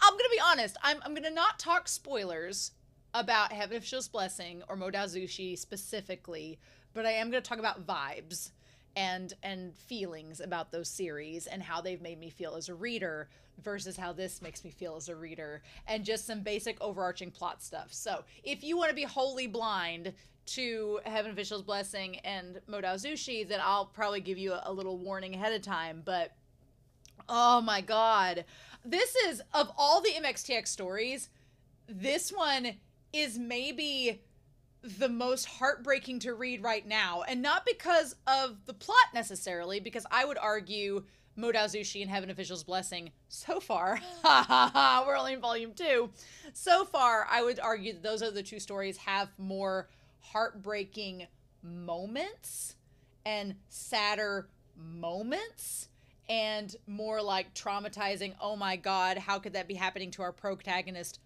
moments. But I would say that as far as making me personally feel devastated for a character, and I think it's because of Lo Binghei and Shen QingQiu's relationship right now. With Modazushi and Heaven Official's Blessing, whatever happened to Wei Wuxian and Shi Lian, whatever they went through in the story, as heartbreaking as those moments were, as horrifically terrifying and gruesome as those moments were, there was always this little voice in the back of your head that was saying, don't worry, everything's going to be all right in the end, because Wei Wuxian has Lan Wangji behind his back the whole time, ready to go and do anything for him. Don't worry, all this bad stuff's happening to Shi Lian, but it's okay because Hua Chong's got his back and he's going to be there for him no matter what. And they both had this like unconditional love for the protagonist that you're like, yeah, and so even though these horrible things were happening, there was always this little voice in the back of your head as I was reading that would say, everything's going to be okay. Don't worry. You're going to freak out right now, but when you close the book, you're going to be like, it's fine. They've got this. It's all going to be right as rain. I don't know with this one, because that is not the dynamic with Shen QingQiu and Lo Binghei. That is not the dynamic at all. No. And we're going to talk about it. Like, how much of this is Meng Mo? How much of this is, because there's little glimpses and moments where I'm like, okay, is this really Lo Binghei and how he feels?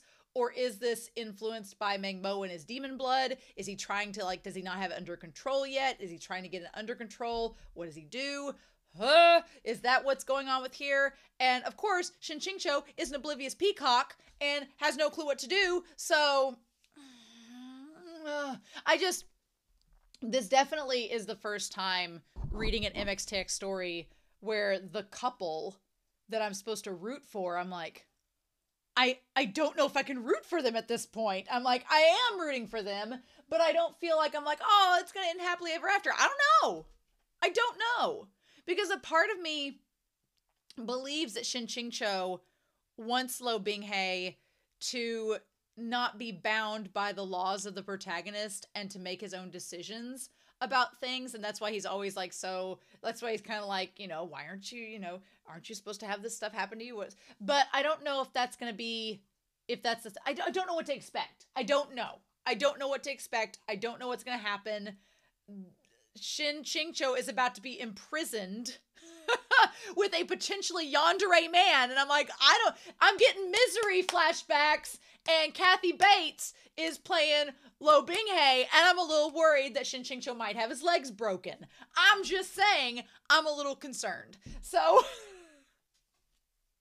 definitely one of the big themes in this entire story so far is your actions have consequences, and what you do will have ripple effects and ramifications between people and between time and space for like eons to come.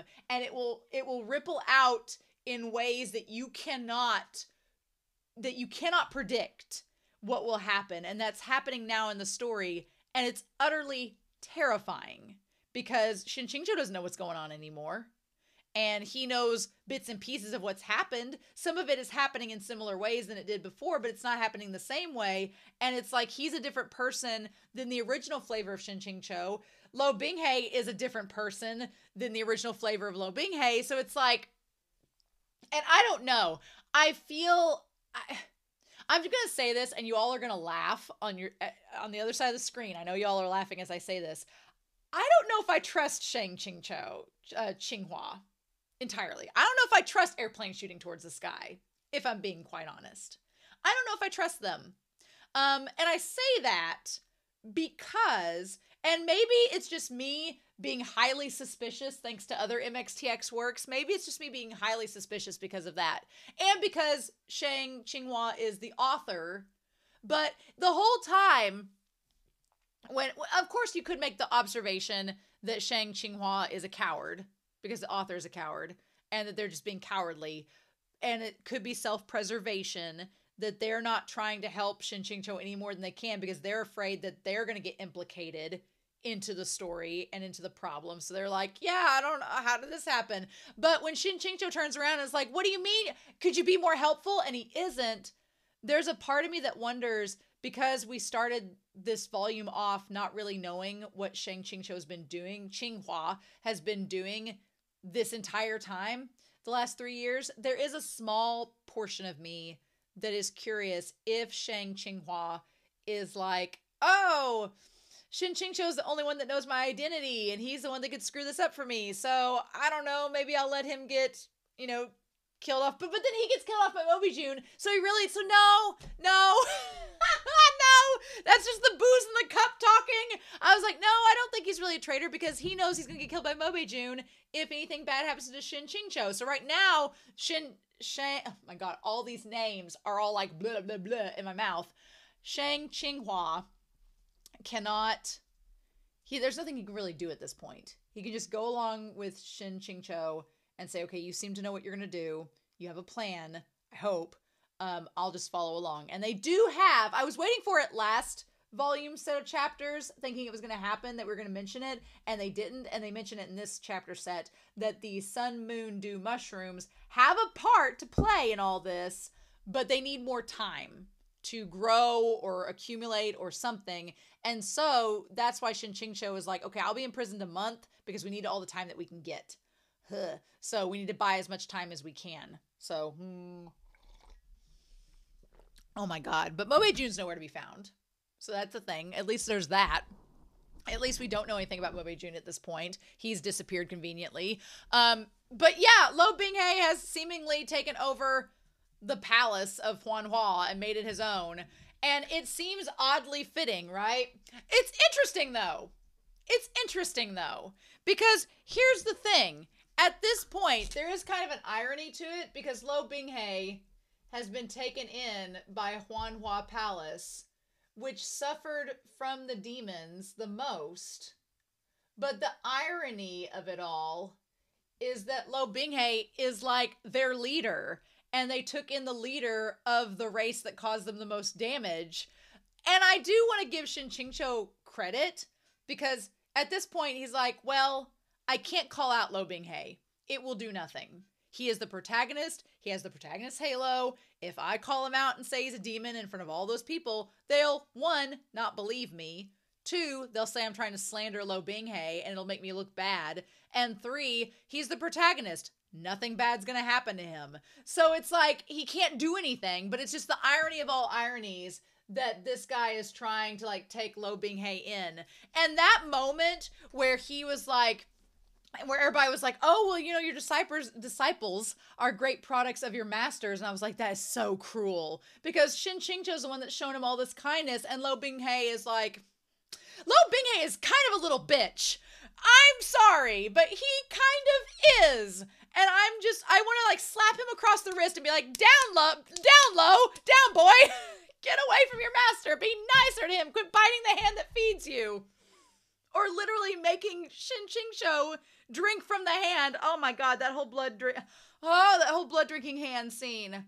I could see now why Shen QingQiu was terrified of Lo Binghe from the start, because he is a little psychopathic piece of work. He is basically like if Hua Chong was evil to, like, it's mind-blowing.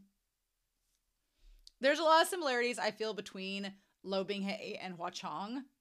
Hua Chong strikes me as more deadly, but not to Xi Lian. But Lo Binghe is not like that at all. And I'm like, oh, okay. Lo Binghe is this very interesting mixture between Wei Wuxian and Hua Chong in some ways to me. He reminds me a lot of the Yiling Patriarch in kind of how sinister he can be at times, but then kind of some of the more like malicious qualities kind of remind me of Hua Chong. But again, in either scenario, I never felt like Lan Wangji or Xi Lian were in danger of being hurt by these two crazy individuals dressed in black and red. With Lo Binghe, Shen QingQiu is already being hurt by him. And I'm like, oh my God. And the thing that frustrates me so much as a reader is like, you know, without giving much away, in Modao Zushi, certain characters, they have some kinks. There's some like, you know, BDSM, some kinks, but it's consensual. They're both on board with it. It's what they want to do. It's their deal and they're both fine with it. And I'm like, if you're fine with it, I'm fine with it. That's perfectly okay. And in this, Shen QingQiu is not fine with it. He doesn't even know what's going on. And Lo Binghe is almost assuming things about Shen QingQiu that we, the audience, are like, no, that's not true. What are you doing? Why are you thinking that? That's not true at all. And so it makes it to where it's non-consensual. And that part, I'm like, red alert, no, no, no. System, why do you think this is okay? No, it's not okay. So I have to back up and tell myself, okay, this is MXTX's first work. Maybe that's like in hindsight shouldn't have done that. And then they course corrected for Modao Zushi and Heaven Official's Blessing. But it was a little bit, to be honest, it was a little bit uncomfortable to read parts of this first set of chapters with Lo Binghe and Shen QingQiu, and I was feeling really bad for him, and I was like, oh no, and getting kind of emotional. And that was even before like everyone just turns on him, but it's not everyone turns on him, which we'll talk about, but it was just like, it broke my heart. My heart was breaking for him, right? So this whole scene where, again, Lo Binghe has everything mixed up. Everything is wrong. Everything, like, the miscommunication is so terrifying. So Lo Binghe, let's talk about what he thinks. So Lo Binghe believes that his Shizun is possibly having affairs with Gong Yi and Liu Qingge, which is not the case at all. That'd be like saying that Wei Wuxian was like having an affair with Jiang Cheng. That's like no, not at all. Why would you think that? But he does. And the thing about it is, it's like no good deed goes unpunished. Shen QingQiu is just being nice. He's just being nice to him. And he's just being nice to Gong Yi and Liu Qingge. He's just being a nice person. And Lo is thinking that means flirting. And it's like, you are so jealous. So he has this massive jealous streak. Which, again, I would argue that Hua Chong in Heaven Official's Blessing did as well. But he was a bit smarter about it. Lo Binghe has this massive fog of misunderstanding, which I wonder if that has been updated. We haven't talked about that. Shen QingQiu knows nothing about the massive fog of misunderstanding. He knows nothing about it. Doesn't have a clue. We, the audience, know it exists. So in its update, is it being crazy too? I don't know. But he's like, why can't you have me do what Liu does to you? And Shen QingQiu's like, no, because if you try to mediate this poison out of me, that means we have to have sex. And he's like, I really don't want to do it. And I appreciate that Shen QingQiu doesn't want to have sex with Lo Binghe. One, because Shen QingQiu doesn't even know that he likes Lo Binghe that way. He hasn't come to that conclusion. But also, Shen QingQiu knows from the original novel that Lo Binghe he's a bit impulsive, and he doesn't quite consider himself in the relationship. So like in the original novel, a lot of these women took advantage of him, and Shen QingQiu's like, I don't want to be one of your 100 harem members who have these toxic traits, so I'm not going to do that. And it's like, oh. So our sweet Shen QingQiu, who's a nice person, he is not trying to manipulate Lo, which I really appreciate. I'm like, good. I'm glad he's not trying to manipulate him. But because he's not trying to manipulate him and Lo, they're not having this conversation and communication that they should have. It's just a big fog of misunderstanding, which is the system that is over Lo, and it's absolutely terrifying, right? So in that time, Shen QingQiu can't move because of the poison, and Lo Binghe slams him. So basically, let's talk about the things that happen with Shen QingQiu. He gets slammed into a wall and choked by Lo Binghe. So that's not good. None of that's good. And he's like, after all of these years of separation, we meet like basically on Valentine's Day, and you call someone else's name. So he's very jealous. And Shen's like, what do I do? He's like, I don't know what to do. He's like, he says he's sad and heartbroken, but there's a smile on his lips and bloodlust in his eyes. He's lying through his teeth. Which, the crazy thing is that I feel that Lo Binghe is heartbroken. I feel that he is heartbroken, but he's also mad at himself because he thinks that Shen QingQiu doesn't want him anymore because of the demon blood inside of him. And he feels betrayed because Shen QingQiu told him, like, but you said that this wasn't a big deal. And Shen QingQiu's like, shit, I don't remember saying that. So you have like these little points that have these ripple effects that have carried out all throughout the story. And sometimes you forget about them, but they still happen, right? And so Shen QingQiu's like, what do I do? I'm going to die. So the system's updated. It looks all fancy now. And it says that, you know, we could offer a tip. Here's the thing about the system. The system is no longer explaining itself. In its update, it no longer needs to feel the need to explain when points happen, when they're deducted. It just lets you know that it's happened. It's like, oh, we don't have to tell you why.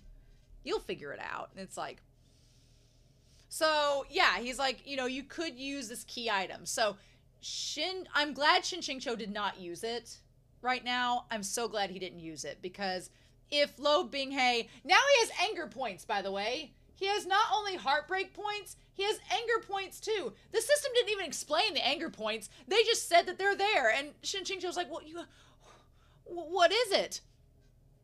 So he does have the jade pendant he could use, but it could basically assuage up to 5,000 anger points, and him choking him is only 100 anger points. And Shen QingQiu's like, I'm glad he chose to keep it.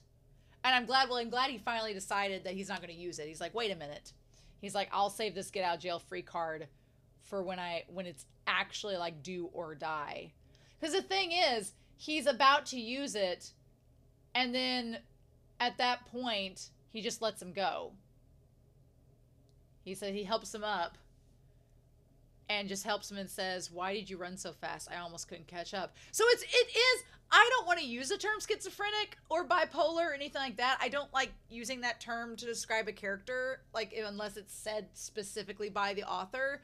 But it is very two-faced. Like, Lo Binghe does have these two sides where he seems like either in love with Shen QingQiu or he's pissed at him. And Shen QingQiu, who is not catching on to the context clues, is just like, I don't know why he's like this. And I'm like, he's like, you have some nerve. He's like, aren't you afraid someone will discover your true identity? And Lo Binghe gets mad at that because he's like, oh, well, are you mad about me and my identity? And it's like, I just need, the thing that's so frustrating is at this point, Shen QingQiu has been trying to avoid all of this. He spent all that time in Volume 1 working to avoid getting to this point, and it's happening anyway. It's happening anyway. The only thing that's not happening is, well, but then there are some things that aren't happening. So in the OG version, he had the harem and was doing all of this murdering, right? And he was trying to destroy Shen QingQiu's reputation and basically end up killing him or torturing him. So far, we don't have the harem, and I don't know if we're going to get the harem. I'm confident MXTX is not going to do the same thing that's done in the novels. I don't think that's going to happen. All of these girls so far in the book, and of course my dog's like, all of these girls so far in the book are swooning over Lo Binghe, as one would expect them to. With the exception of Ning Ying, because she wasn't around Lo Binghe as much. But Wan Yu, she's just like swooning over him, and so is the Palace Master at this point. But Wan Yu, and then even Chu Haitang, she's swooning over him as well. She was in the harem too, of course she was. Every female character was, pretty much. But Lo Binghe isn't interested in any of them. And so the harem's not happening. It seems that he's just interested in Shen QingQiu, but he's mad at him because Shen QingQiu isn't recognizing or accepting any of his advances and isn't flirting back with him, isn't communicating with him, and it's just pissing him off because he likes this man that doesn't seem to like him and he doesn't know what to do with it. And I get that to Lo's extent, but he's so mean to Shen QingQiu that I was like, stop, leave him alone. But he won't stop. And I'm like, I can't decide if it's the demon blood and Meng Mo that's influencing him, and we'll talk about that for a second. But he's not murdering the cities. It seems like he's just focused on, well, if I can't have you, Shen QingQiu, then nobody's gonna have you. And it's like, oh my god, the yandere-ness of it. Because then when he says, he's like, that would require someone to believe you, and Shen QingQiu's like, oh my god. So in the original story, Shen QingQiu, you know, tried to court countless ladies and married women and murdered tons of people, which is exactly like Lo Binghe. In the original, Lo Binghe courted all these women and murdered countless people. So in the original story, both of them were kind of scummy, awful people. One was a villain, one was the protagonist, but they weren't great.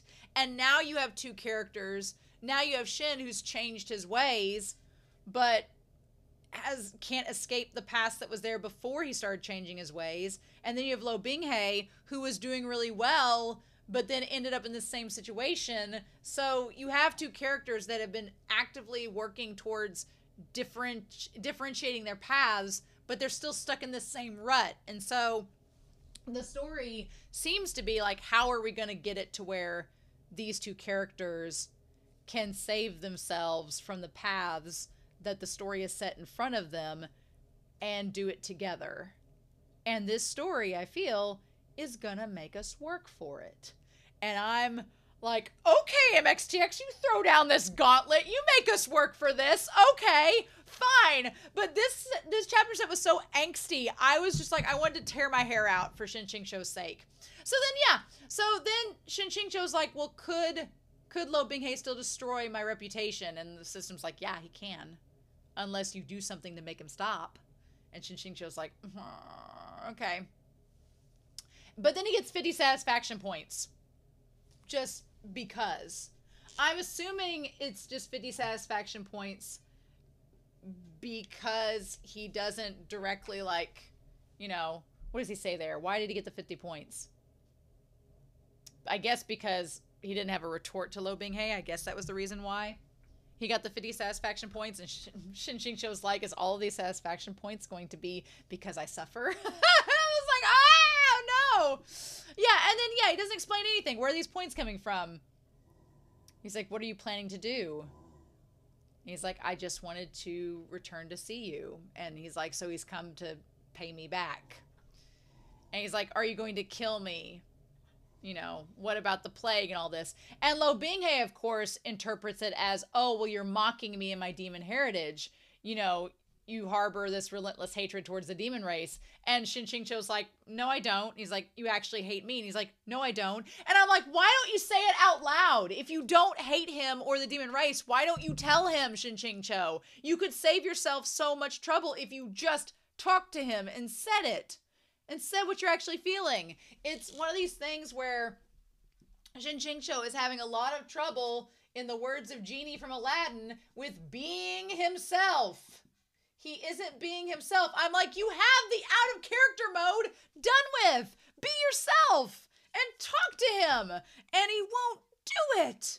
I'm like, at this point in the story, if you know that shit's going down and you're probably going to die, I'd start talking. I'd start being like, hey, the me from before, all of this, I would start talking. But I would start trying to tell him whatever you needed to. But Shen QingQiu just doesn't do it. And he doesn't think to do it. And I'm sure that he's like, if I tell him no, is it going to make me look bad? And I'm like, now's not the time to be thinking about that. You need to be saving your own skin. And Lo Binghe is like, do you really think I would murder and massacre these cities just because of my lineage? And he's like, the OG story would say that you would. But it's one of those things where it's like Shen QingQiu, he doesn't, on the one hand, Lo Binghe does not realize Shen QingQiu is oblivious. And Shen QingQiu does not realize that this Lo Binghe has been affected by him and is not the same one as before. He may be adjacent to and similar to, but he's not the same. So it's so frustrating. It's so frustrating. I'm like, and it was just eating away at my soul reading these chapters. The angst. So we do get one picture of Lo Binghe like smashing the wall next to Shen QingQiu, and that is a dynamic that I don't like in relationships, and maybe that was why I was getting a little bit flustered, because the idea that Lo Binghe has all this anger and he just gets mad and like starts wrecking stuff, and Shen QingQiu's like that. I don't want to say it comes across like an abusive partner, but it kind of does a little bit. And I'm like, I don't like that dynamic at all, because I've seen it in real life and it's scary. And I'm like, oh, I don't know about this. So, but it does say that Lo Binghe, you know, he's very moody, and he's like, Shen QingQiu says, you know, he knew this temperament would change, but he didn't think it would be this extreme 180, and how moody it is. And he saw that the wall he'd been leaning against had been pulverized, and said Lo Binghe hadn't really intended to hit him. He had vented his anger with the attack and then calmed down and grabbed at Shen QingQiu, and Shen QingQiu, you know, drew his sword, and then he gets cut by it because he didn't want to sit and wait for his death, which I don't blame Shen QingQiu. I wouldn't just sit there and wait for him to attack me too. It's just the whole wall striking thing really rubbed me the wrong way, because like I was, you know, roommates with somebody who had a boyfriend who did that exact same thing. He would get mad and then like strike the wall or hit it and take his anger out and then be like, oh, I'm not meaning to hurt you. And I'm like, that was somewhat abusive, and he wasn't cool about it. And some of the things that Lo Binghe does, I'm like, why are you being that way towards Shen QingQiu? I mean, I know why you are, but it doesn't make me root for them as a couple. And I'm like, oh, I don't like that at all. I want Shen QingQiu to get away from you because you're like too much. And so I don't know. I think that a lot of my own personal emotions get touched into that. I'm like, ugh.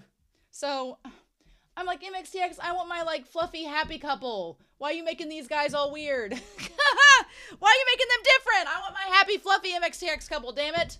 Give me the angst from the external sources, not within the couple. No. So I don't know. I know some people in the comments are gonna be like, Lo Binghae's not an abusive boyfriend, blah, blah, blah, blah. I'm not saying that, but some of his actions are not cool and I don't condone them at all. And so I'm like, I don't know. But it's such a problem because Shen QingQiu should be talking to him and explaining his actions and what the deal is instead of letting Lo Binghae go on with these viewpoints that are not accurate. Like when he says that he hates demons and he hates Lo, I'm like, you should be telling him that you don't so that he doesn't keep thinking it. But Shen doesn't do that. And I'm like, oh, I just want to strangle him. So he's like, they basically do this back and forth between one another. And in that moment, he actually cuts Lo Binghae with the sword. He thought that Zhu Ya would be destroyed by the attack. But of course, it's so weird because it almost feels like, and I'm going to straighten this back up because it's bothering me. It almost feels like Lo Binghae is threatening him because he's threatening him to see if he would actually fight back. And Shen QingQiu is just defending himself. He's not actively going to strike. But then he ends up getting hurt. And that's when Lo Binghae notices that Shen QingQiu was infected. And I thought, honestly, that Lo Binghae would have a much bigger effect from it. I thought that perhaps he would... I don't know. I thought that perhaps he would like go back to being himself or get more sympathetic, but no. Instead, it's used as a plot point against him when he heals him. And I'm like, oh. And then he doesn't come out and say anything when it's called out in the conference. And I'm like, oh. I feel like, thinking about it now, that the one thing that could save the relationship between Shen QingQiu and Lo Binghae for me, personally, is if this turns out to be like a Beauty and the Beast scenario, okay? Because a lot of people give Beauty and the Beast a lot of slack. Beauty and the Beast is my favorite Disney movie of all. I love it. It's my favorite. Belle is like my protagonist. She's my Disney princess. I love her so much. I like projected onto her as a kid so much. But in that story, a lot of people give Beauty and the Beast flack because there's all these videos that are like, it's Stockholm Syndrome and it's all this. I will argue, no, it's not. The Beast is a dick and he imprisons her dad and he's a terrible person because he's a spoiled brat who got everything he ever wanted. And Belle calls him out on it. He gets mad and does take a swing at her. She leaves. And then he ends up coming after her but saves her from the wolves and injures himself. And she feels bad because she's like, well, you saved my life. And she's a nice person. She's like, well, you saved my life, so I'm at least going to make sure your arm's okay. All right. But the thing about it is that gets me with that story is in Beauty and the Beast, and my dog is like, nope, I don't see it. And for Beauty and the Beast, the thing that doesn't make it Stockholm Syndrome for me is that she calls him out, like in that moment. Huckleberry, I don't know what you're looking for, but nope, I don't see it. Hold on. He's like sitting there barking at me while I'm trying to tell this story and make this point. There we go. Anyway, so the thing about it is, in Beauty and the Beast, what makes it not Stockholm Syndrome for me is that as she's like mending his arm, he's, you know, he gets mad at her and yells at her, and she yells back and says, well, you're being a jerk, and this is why people run away from you, and you need to change your attitude. And he does. He changes his attitude, he quits being an asshole, and he learns from her, and he ends up becoming a better person. And in the end, all the events of Beauty and the Beast unfold. But the point is, he didn't keep on being an asshole until she just got used to it and accepted it. No, she clapped back and he changed and became a better person because of it. And that's what got their relationship actually kickstarted into going. So that's why it's my favorite movie. And so maybe maybe in the self-saving system, step 1 is we have several steps, because right now we have, if Lo Binghe is like the beast, and Shen QingQiu might be a monster fucker, so this could work out. But step 1 of the self-saving system at this point is to basically for Shen QingQiu and Lo Binghe to come to terms. There has got to be some communication between the two of them. There's got to be Shen QingQiu being like, I'm not going to take your shit. Stop it. I don't know what your deal is. Let's talk about it. And they need to like communicate that Shen QingQiu's like, you can't keep trying to kill me and be this way if you want to be with me. Actually, honestly, the first step before we come to terms is that Shen QingQiu needs to there needs to be a realization. Shen QingQiu has got to realize that Lo Binghe likes him. He's got to realize that first. That's step 1. He's got to realize that Lo Binghe likes him, that this harem business isn't happening, and that he likes him, and that's what's going on, and that's why he's being weird. That's step 1. Then step 2 is that they need to come to terms and talk about it. He needs to be like, hey, you're being an asshole. I realize that you like me. Let's talk about that and go from there. And air all of their laundry, do whatever. And then from there, step 3 is for Lo Binghe and Shen QingQiu to come together and form an actual relationship. And that's what needs to happen in order for it to work. So, like I said, in Beauty and the Beast, he was called out. The Beast was called out, and they came to terms, and the Beast changed themselves to be, it's kind of like in the anime Given. There's a character in Given, and they do some really shitty things. And rightfully, the other character in the relationship is like, you messed up. Not gonna have that. And then they ended up, the character that did the wrong reformed themselves because they wanted to be worthy of that person's love. Right? And I think that at this point, Shen QingQiu needs to realize that Lo Binghe likes him, and they need to go from there. But I don't want Shen QingQiu in this story to just like Stockholm Syndrome fall in love with Lo Binghe and his craziness if it's not consensual. And right now with his character, I don't think it's consensual. But I do think that there's an opportunity for Lo Binghe to grow and kind of not necessarily change his entire character, but get to where he recognizes how Shen QingQiu actually is and figure out his actual demeanor and everything, because it's not what he expects. Lo Binghe is used to Shen QingQiu as this air of sophistication, as this peak lord, as this. When Shen QingQiu is a monster fucking dork, and Lo Binghe needs to figure that out, and then they need to go from there. They need to figure out who each other are before they develop this relationship. But right now, it's so freaking hard to read, because I'm just like, I don't like it. I don't like him being mean. And when he forces Shen QingQiu to drink his blood, I'm like, that is terrifying. That is horrifying, right? And then we find out that the blood has all of these various purposes in the original novel. Like in the OG novel, we find out that the whole blood thing, it can be used for tracking, which is what I initially thought that he would do it for. He's like, oh, I want to see where Lo Binghe is going to, right? Which is a problem, because if he tracks him back to the mushrooms, well, that's not good at all. They could find the mushrooms and undo that entire plan, so that's not good. It also could be used for brainwashing, which I do not like at all, because that's like the whole Stockholm Syndrome thing. And I don't like that one bit. I'm like, nope, we need to get that out of there. There's also these mite creatures that could kill you from within.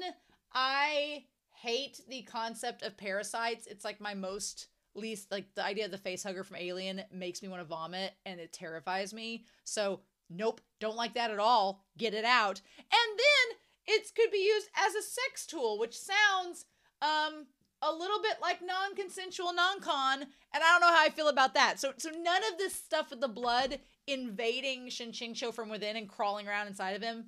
I don't like any of that. I want all that out of there. How do you get that out of there? The only thing that I can think of that it could possibly use to benefit is they said it could be used as a poison. So could the blood that Lo Binghe has inside of Shen QingQiu be used to negate the poison from the barb. And that's what it ends up being used for, and that's it. And then that's its use and it's gone. It's out of his system, or he gets a transfusion or something. Shen QingQiu, give me a transfusion. I need some O positive stat. I don't know. I don't know. I don't know.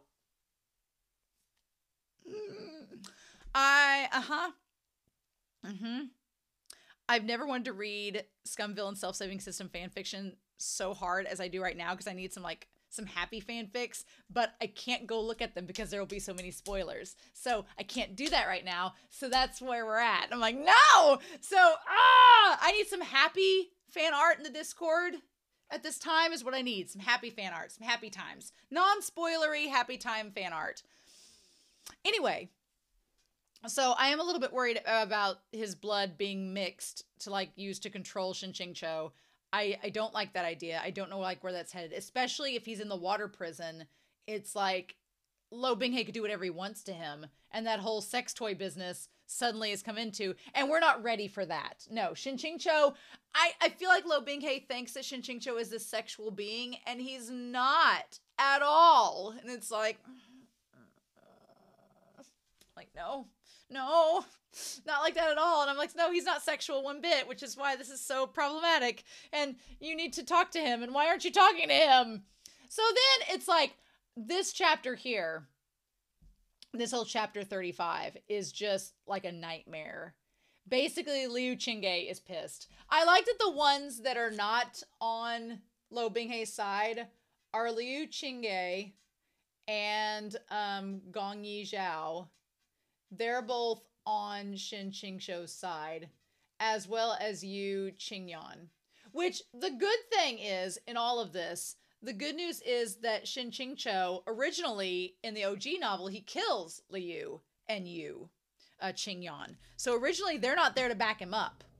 And Gong Yi Zhao probably would not be on his side either, had he not seen Shen QingQiu kind of confess in the forest with Shang Qinghua. He wouldn't have that feeling too. So inadvertently, the ripple effect has benefited Shen QingQiu some. He has people on his side that are not wooed or swayed by Lo Binghe, but they're just few in number right now. And I guess we can put Shang Qinghua on there, although I don't know. I don't know how much help he's going to be other than guarding the mushrooms. He probably will be a big help, but he hasn't done much in this volume so far. But yeah, everybody's just loving on Lo Binghe. Everybody, including like Wu, Wu Yan. We'll get her in a minute. Chin Wu Yan. She's like head over heels for Lo, and I'm like, girl, take a hint. He is not interested in you at all. None of these ladies are going to be interesting to Lo Binghe. He's only yandere for Shen QingQiu. I do really like when Mu Qingfong tries to give him the medicine, and Shen QingQiu is like, please don't ask me if I've taken my meds. I'm not a grandpa. I love that they all treat him like he's a senior citizen taking his medicine. He's like, quit asking me. But yeah. So then they get all of the sewers together. And I had a lot of thoughts of what would go down in this chapter. None of them were right. None of them were close to it. Not one bit. One thing was, I thought that Shen QingQiu would actually make a plea to save the sewers. And I thought that because, you know, Lo Binghe thinks that Shen QingQiu hates all demons. And then he makes a point to, like, wants to destroy them all. And Shen QingQiu's like, I never said that. Why are you getting that impression? We didn't agree on this. I told you the exact opposite. But Lo Binghe thinks he's a liar because he then stabbed him and took him to the abyss. So I thought that Shen QingQiu would actually, when the one sewer looked really like kind of pitiful and was sad, I thought that Shen QingQiu would reach out his hand and be like, well, maybe let's not burn them. Let's just take them back to the demon realm and like seal them away or something, or seal them in a mountain, something like what we've seen in other MXTX works. But no, they just outright blame him and scapegoat him and say it's his fault. And the thing that kind of pisses me off from Lo Binghe's standpoint is Lo Binghe lets it all happen because he's trying to ruin his reputation. I'm like, look, I know you're heartbroken, and Shen QingQiu did kind of stab you in the chest a little bit and kick you down into the abyss. But what's so frustrating is Shen QingQiu didn't have a choice. He didn't want to do it. He told you he didn't want to kill you. it happened. I know you're pissed off, but it feels like it's not eye for an eye anymore. It feels like Lo Binghe is really going out of his way to just ruin Shen QingQiu. And he's like, is this equivalent? Are we equivalent on this? I don't think this is equivalency. I think that you're being a lot more hateful than I was. Because he's like, I wasn't hateful. I didn't tell you to leave. You just fell in the abyss. And you could have came back and I would have welcomed you with open arms. But you didn't. So how is this my fault? Like, it's so heartbreaking. And Shen QingQiu is like, what the heck? Why is there this development? Why are they accusing me? And I wondered this back in volume 1. I was like, is the system, because Shen QingQiu is trying to kind of cheat the system and get all these favor points and make these things happen, is the system going to try to find a way to counteract and balance the universe out? And this chapter is the universe balancing itself out. It's like, oh, you tried to play the system and try to get on and say that this stuff's not going to happen. You're going to change it by being out of character. Well, the book's going to fight back, and the book is going to try to make things... The novel is trying to make things end as they originally were supposed to end. And I'm like, Scum-Villain self-saving system, what we doing? I know that the system has a plan, and I know that it has an overarching goal, and it's just letting Shen QingQiu use his free will to choose his own adventure and see if he can figure out a way to make it work. The thing that's so frustrating is the system has all along been like, hey, there's this side plot. Hey, there's this side quest. Hey, there's these hidden plots. Hey, if you get Lo Binghe to love you, then you won't have bad things happen to you. But Shen QingQiu's been so dense that he hasn't gotten it. So again, step 1 is the realization with the system that the hidden plot is love between the two of them. That's step 1, is him realizing that. We can't go any further until that happens, because the system can't do its job and offer these opportunities unless you make some realizations. And then we can move on from there. But the frustrating part is Shen QingQiu does not seem to know that that's even a possibility at this point, or he hasn't figured it out yet. It's like... So yeah. And so at this point, Lo Binghe is not saying a word. He's just watching him and just seeing it all go down, which is very frustrating that Lo Binghe does not try to do anything. I'm really glad, though, that when the girl Wan Yu, when she gets up here, because, yeah, at this point, you know, Yu Qinyan tries to, like, defend him and say that he's not sullied and he's noble, and Shen QingQiu's like, we're just digging my own grave, please stop, because he knows that in his past he has done some bad things, and he's been trying very hard to undo all of that bad reputation, but now it's like all thrown down the drain. Everything he's worked for is just gone. And the thing about it is, it's almost like the system is telling him, it's almost like the system is making it to where he has no choice but to recognize that him and Lo Binghe are supposed to fall in love. It's like the system is trying to make it to be where he has no choice but to recognize that. Like, oh, we gave you all this time to come to that conclusion, but you didn't. So now these things have to happen to hopefully get you to the point where you figure it out.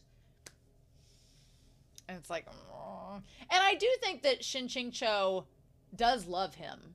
He just doesn't realize it. He's oblivious to it.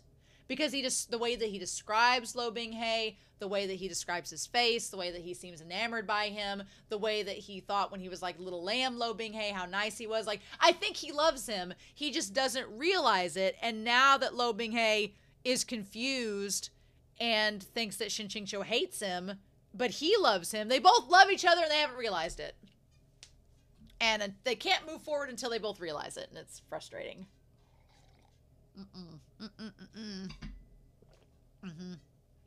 Anyway, so that's why this woman comes up. Before the woman comes up, though, before she shows up, Chen Wan Yu tries to speak up for Lo Binghe, and I am so glad that Shen QingQiu defended himself. I am so glad, because she was just like, oh, well, you just threw Lo Binghe to the wolves and let him battle someone with poison armor. And Shen QingQiu's like, I didn't want him to, but the story made me do it. And so I'm glad that he stood up for himself and was like, hey, you know what? I threw myself in front of the poisoned armor and I got poisoned. You know, I don't think that can count as persecution. What do you think, Lo Binghe? And he doesn't respond because he knows that Shen QingQiu's right. Right? He doesn't respond. I also like that Qingqi, she is on, I like that she's part of the squad that is on Shen QingQiu's side, and she's seen the flirting between Shen QingQiu and Lo Binghe. All of these characters that have noticed the flirting and know that they're, you know, kind of into each other, they're like immune to all of the stuff. They're immune to Lo Binghe's charm because they've seen that Shen QingQiu loves him and they've seen it in action and they've figured it out. So they're like immune to the brainwashing. But Chen Wanyu, she's not seen it, neither is the Palace Master, and so all those characters are not immune, and they're all brainwashed by Lo Binghe's protagonist Halo at this point. But I'm glad that he stands up for himself. It's great. And it seems like that's going to be fine. And Lo Binghe says, you know, the kindness Shizun showed by protecting me with his own body, I'm not going to forget it. And it's like, God, it's so frustrating because Lo Binghe does care about him, but he thinks Shen hates him. And I'm like, you two are insufferable. You both need to just make out and admit and confess to one another. It's so angsty. Where's my sweet MXTX stories? This ain't your mama's MXTX story. Oh, I know you all are just like sitting there cackling and howling and being like, oh, Romania, you don't even know. Oh, you're saying these things about Lo Binghe. You don't even know. And I don't. And I know that I'm probably going to change my mind and I'm probably going to evolve my point of view once we get to further chapters. But right now, this is so frustrating. I am just at my wit's end. So then, yes, this woman comes up. Yes. They all go through the point of recognizing the disciple, and Shen QingQiu is like, well, I never expelled him. He still calls me Shizun. So if he still acknowledges me, then that means that he recognizes me as his master. And this part here, though, when it says that the words he said meant to aggravate Lo Binghe, they didn't succeed, but his gaze flickered, and perhaps it was an illusion, but it seemed his eyes somewhat cleared. And that's when the other one shows up, the woman, Chu Haitang. So the moment that his eyes cleared, that made me think that maybe possibly Lo Binghe is being possibly influenced by either the fog of misunderstanding, Meng Mo, or the demon chi inside of him. Possibly. We don't know for sure. We don't know for sure. So I'm curious. I'm very curious to see if maybe something is clouding Lo Binghe's judgment and it's the fog of misunderstanding of whatever. We'll have to see as we go further, right? Because it's very much seems like occasionally in this chapter set, Lo Binghe would kind of like, his mind would clear for a second and he'd realize he still loves Shen QingQiu and that he was being like, he would try to calm himself down and be like, I'm getting mad, I'm getting flustered, I need to not do that. And then he would just get enraged again. So it's like, I want them both to help each other. So then this woman shows up and she gives the big story about his past, right? The big story about Shen QingQiu's past. And again, this was a moment in the story that Shen QingQiu was like, this is a moment I really hated his character, Shen Yan did, back when he was reading the story because of the bad things that he did. And he's like, this is what makes him a Scum-Villain. And he's like, I can't deny any of it because this happened when his character was the original flavor. And of course, Lo Binghe, hearing that this woman is his wife, he's extremely jealous of her. She ain't gonna be in his harem because he's jealous of her. So it's like, oh. And I like that Shen QingQiu is still like, well, you're supposed to be Lo Binghe's wife. And I'm like, shut up, Shen QingQiu. And so then she gives this big story about how he was taken under the wing of like the most notorious Wu Yanji, who is like the notorious cultivator, and all of his like disciples should be cursed as well. But he left when he was 19, killed the brother, killed the household, left her alone. She describes how in this fantasy world, if you're left alone as a woman, you just have to pick up the bone pieces and you're disadvantaged. She does look really pretty in the story. There is a picture of her right before the chapter ends. She looks really pretty. She actually looks, there's a character in Heaven Official's Blessing that I thought she would be the equivalent of, but she looks a lot prettier than that character does. Also, if you look really closely, Yu Qingyan looks so panic-stricken in that moment. He looks terrified, like, oh my god, the tea is too hot. And Lo Binghe, like, has this eyebrow raised and has this little sweat drop, like he's like, what is this? What is this woman in the way of my Shazoon? Like, ah! So yeah, and at this point, Shen QingQiu's like, what do? I can't lie. I can't deny her. He's like, if I don't go along with whatever this plot is at this point, then the Sang Mountain sect is already looking unfavorable compared to the other three sects. They're all starting to have a civil war amongst each other. He's like, the demons haven't even fought them. They're all fighting amongst themselves instead. He's like, this isn't good. He's like, if I don't just agree to go with some of their demands, he's like, it's just gonna cause a big ruckus. And the people that I've cared about and saved, Ning Ying Ying, Liu Qingge, Yu Qingyan, all of them, they could possibly be killed. And then what do? The people that could defend me and provide me with some type of relief are going to be gone. And I can't have that happen. So he ends up going along with it, right? He's like, he hadn't killed Liu Qingge. He hadn't molested Ning Ying Ying, thankfully. He didn't do anything to warrant a fall from grace, like unto a 100-floor skyscraper. But everything was different now. All the indistinct smears on his reputation had massed together, and there wasn't anything he could do. All things seemed to have perfectly aligned by pure coincidence, and they no longer seemed coincidental. Which was so frustrating, because I was like, he did all this work and was so nice, and it seemed like he was just, those 3 years, he's like, well, everything will be okay. I'm just going to grow my mushrooms, and everything will be fine. But yeah, like the end of volume 1, the story is like, can't let you have nice things. I'm like, oh, cannot. And so then they make these arrangements to take him to the water prison, which is basically like he's going to get Guantanamo Bay style tortured by Lo Binghe, which the only good thing I can think of is maybe it will give Lo Binghe a chance for him to talk. But the problem is we're only in volume 2. I fully expect that all of the conflict for Lo Binghe and Shen QingQiu is going to last to like the end of volume 3. Here's the thing. In other MXTX stories, and this is kind of spoilery, so this is some kind of like plot, general, overarching spoilery thing. So if you don't want to hear that, just wait till I'm done waving my hand, and when I wave it again, there won't be any more spoilers. In both Modao Zushi, as well as Heaven Official Blessing, spoilers, one more time, in both of those series, the third act typically reveals that there is an overarching actual villain that has been there all along and that we need to take care of. So in Modao Zushi, we come to the conclusion about Yao and about, the brother, the Mingi. Oh my God, my mind is slipping with Modao Zushi. But Yao and the one brother, Huasong's brother, gosh, his name escapes me. You all know who I'm talking about.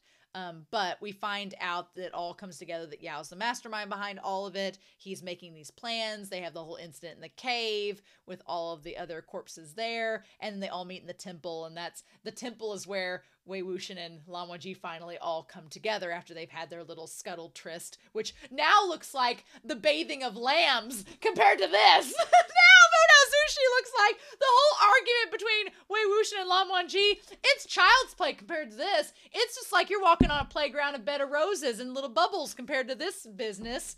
But anyway, the third act reveals the villain and the overarching setup for the final stage of the series.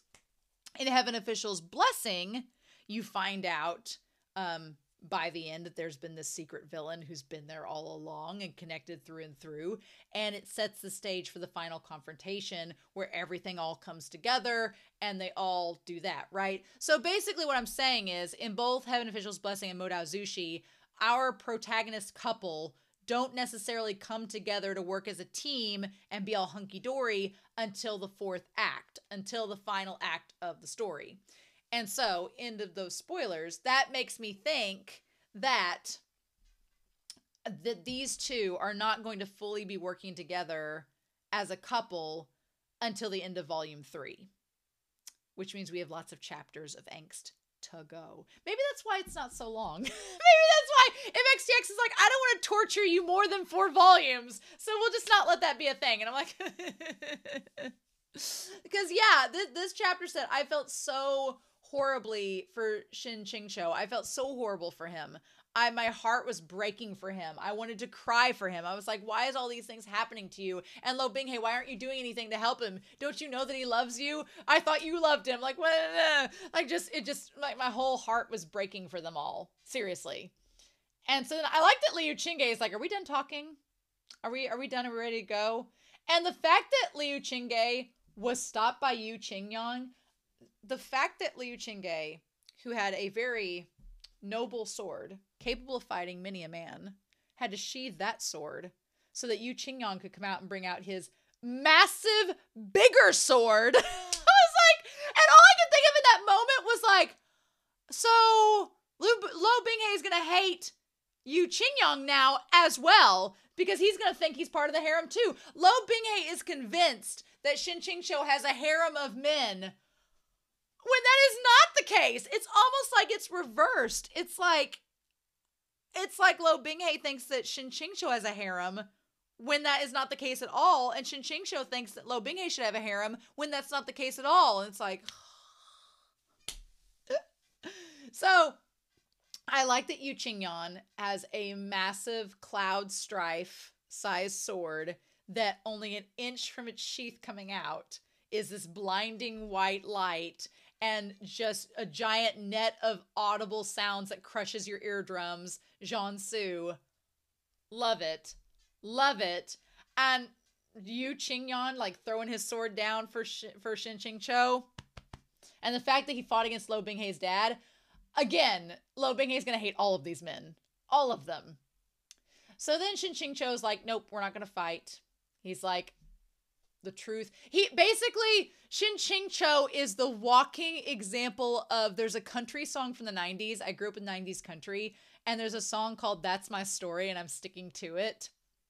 And the whole moral of the story is this guy, he ends up going out late at night and playing cards with his friends. He doesn't do anything bad. He just ends up staying out all night playing poker with his buddies, with his bros. And then he comes back late at night and his wife like turns on the light and she's like, well, where have you been? Have you been cheating on me? What have you been doing? And the whole song, he's like, well, he makes up all these lies being like, oh, that's not what I was doing. I was doing this, this. And she keeps calling him out on his lies. And he's like, that's my story and I'm sticking to it. And then he keeps singing. And finally, he says, what was the verse says? There comes a time when a man knows the best thing he can do.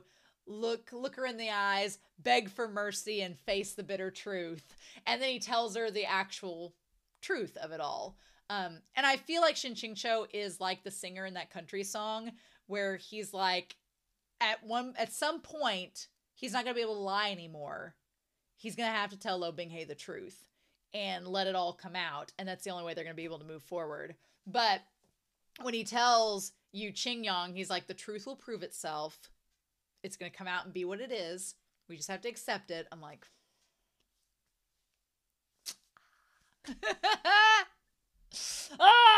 so we just got to wait and be patient, right? And so he decides, he's like, nope, I'm going to go. And they argue about how much time should pass. Liu Qingge doesn't want him to get tortured at all. So he's like, 5 days. Let's go. Let's hustle this up. We know he's innocent. Let's go. And then the Palace Master's like, no, a month, 30 days. And then Yu Qingyang says 7 days. And then they won't negotiate at all. And Shen QingQiu says, nope, we're going to do a month. And he's like, if he could delay things further, it could help grow the dew mushrooms. And he looks over at Shen QingQiu being like, is that going to work? And Shen QingQiu understands his intentions, and he lets his hands fall in front of him, making like a, no problem. I got it. We're all good. But now Shen QingQiu has to last a month in the water prison under Lo Binghei's control. And Lo Binghei has like the most misunderstanding about what's going on. They both do. So I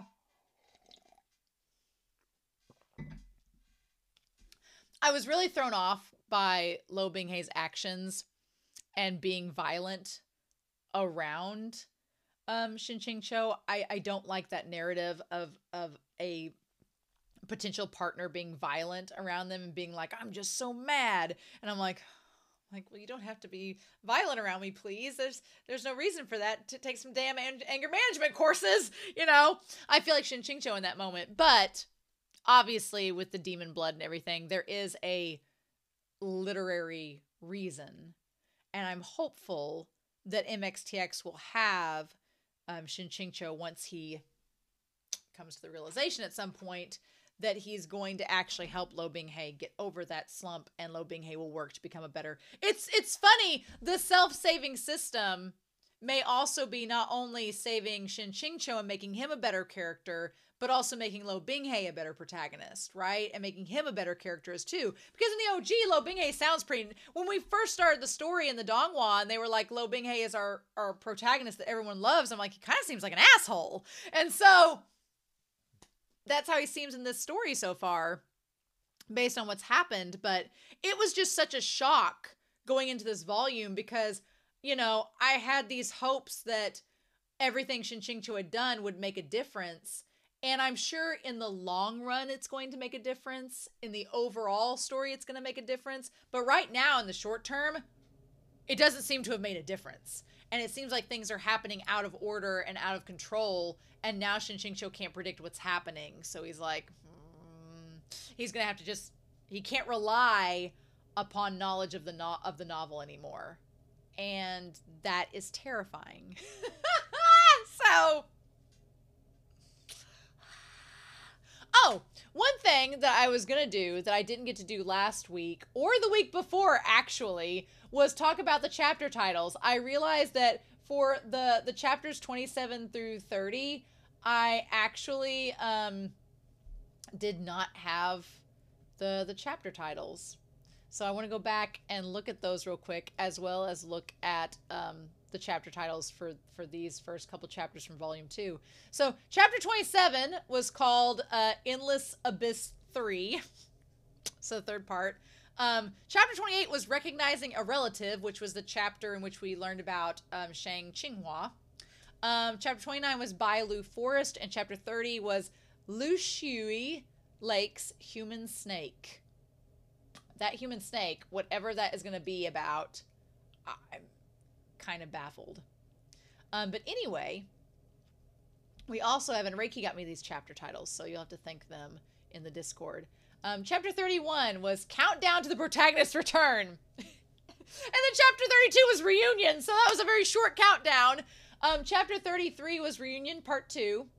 And then we had these last 3 chapters. Chapter 34, The Sadist. Sadist. That, yeah, kind of describes Lo Binghei a bit. I was going to say yandere, but sadist kind of describes it. And then chapter 35 was Blackened Reputation. Chapter 36 was Blackened Reputation Part 2. This chapter set was so terrifying. Yes, so terrifying. And probably one of the angstiest things I've read in a long time. I said a few weeks ago that the chapter sets at the end of volume 1, when Lo Binghei is pushed into the abyss, were like some of the hardest chapters I'd read in a while. And my moderator, Be Happy, was like, aren't you forgetting like some chapters in Heaven Official's Blessing and then those? And I was like, yes, I know about those chapters. So don't take me out of context. I know those chapters are horrifically sad, and I cried through several of them. I know that they're sad and they're shocking. But the thing about it was, like I said, I always felt that despite all the horrible, horrifying things happening, those protagonists, their partner would have their backs no matter what. And that made me have a little glimmer of hope. The protagonist's potential partner here is wanting to hurt them. and that's terrifying to me. So I am feeling for Shen QingQiu right now. I am scared for him in this next chapter set. Next week we're going to be looking at chapters 37 through 39 in the book. I'm a bit concerned, and I don't know what's going to happen, but we're like we're like what is this, a fourth of the way through this book? Yeah, we're a fourth of the way through this volume already. That might not be a bad thing, but it's always darkest before the dawn, right? We just have 3 volumes to go. Anyway, I've talked for like an hour and 11 minutes about this part of the story, so hope y'all are enjoying these very long discussions. I am. I know I am. So I will probably wait. And try to wait to read part 12, chapters 37 through 39 until I get to the next set of comments. I'm gonna try my best. I don't guarantee it though. It may come down to it. I basically am going through what I do each week is I go through my reactions, and I have several, and I'll do a reaction per week and just keep going. And then my goal is to try to get ahead so that I can, have time to read other stories that are fluffier to brace for this. So, but yeah, so I make no guarantees that I won't get to part 12 before the comments, but I still am looking forward to your comments. I will read them as long as they're not spoilery. The mods will tell me if they're spoilery or not. But as long as they're not spoilery, I do enjoy reading your comments, and I love hearing your thoughts about the chapters. There honestly hasn't been as many comments for this story compared to the other 2 MXTX series, but I talked about that a few weeks ago. I think it's just because people are afraid of spoiling me, and I don't blame you, because this is a roller coaster. So, with that being said, I still hope you all have a wonderful week. Please stay safe and take care. And yeah, I'll be back next week with chapters 37 through 39. And hopefully Shen QingQiu, fingers crossed, doesn't get tortured too bad by Lo Binghe in Scum-Villain's self-saving system. Bye.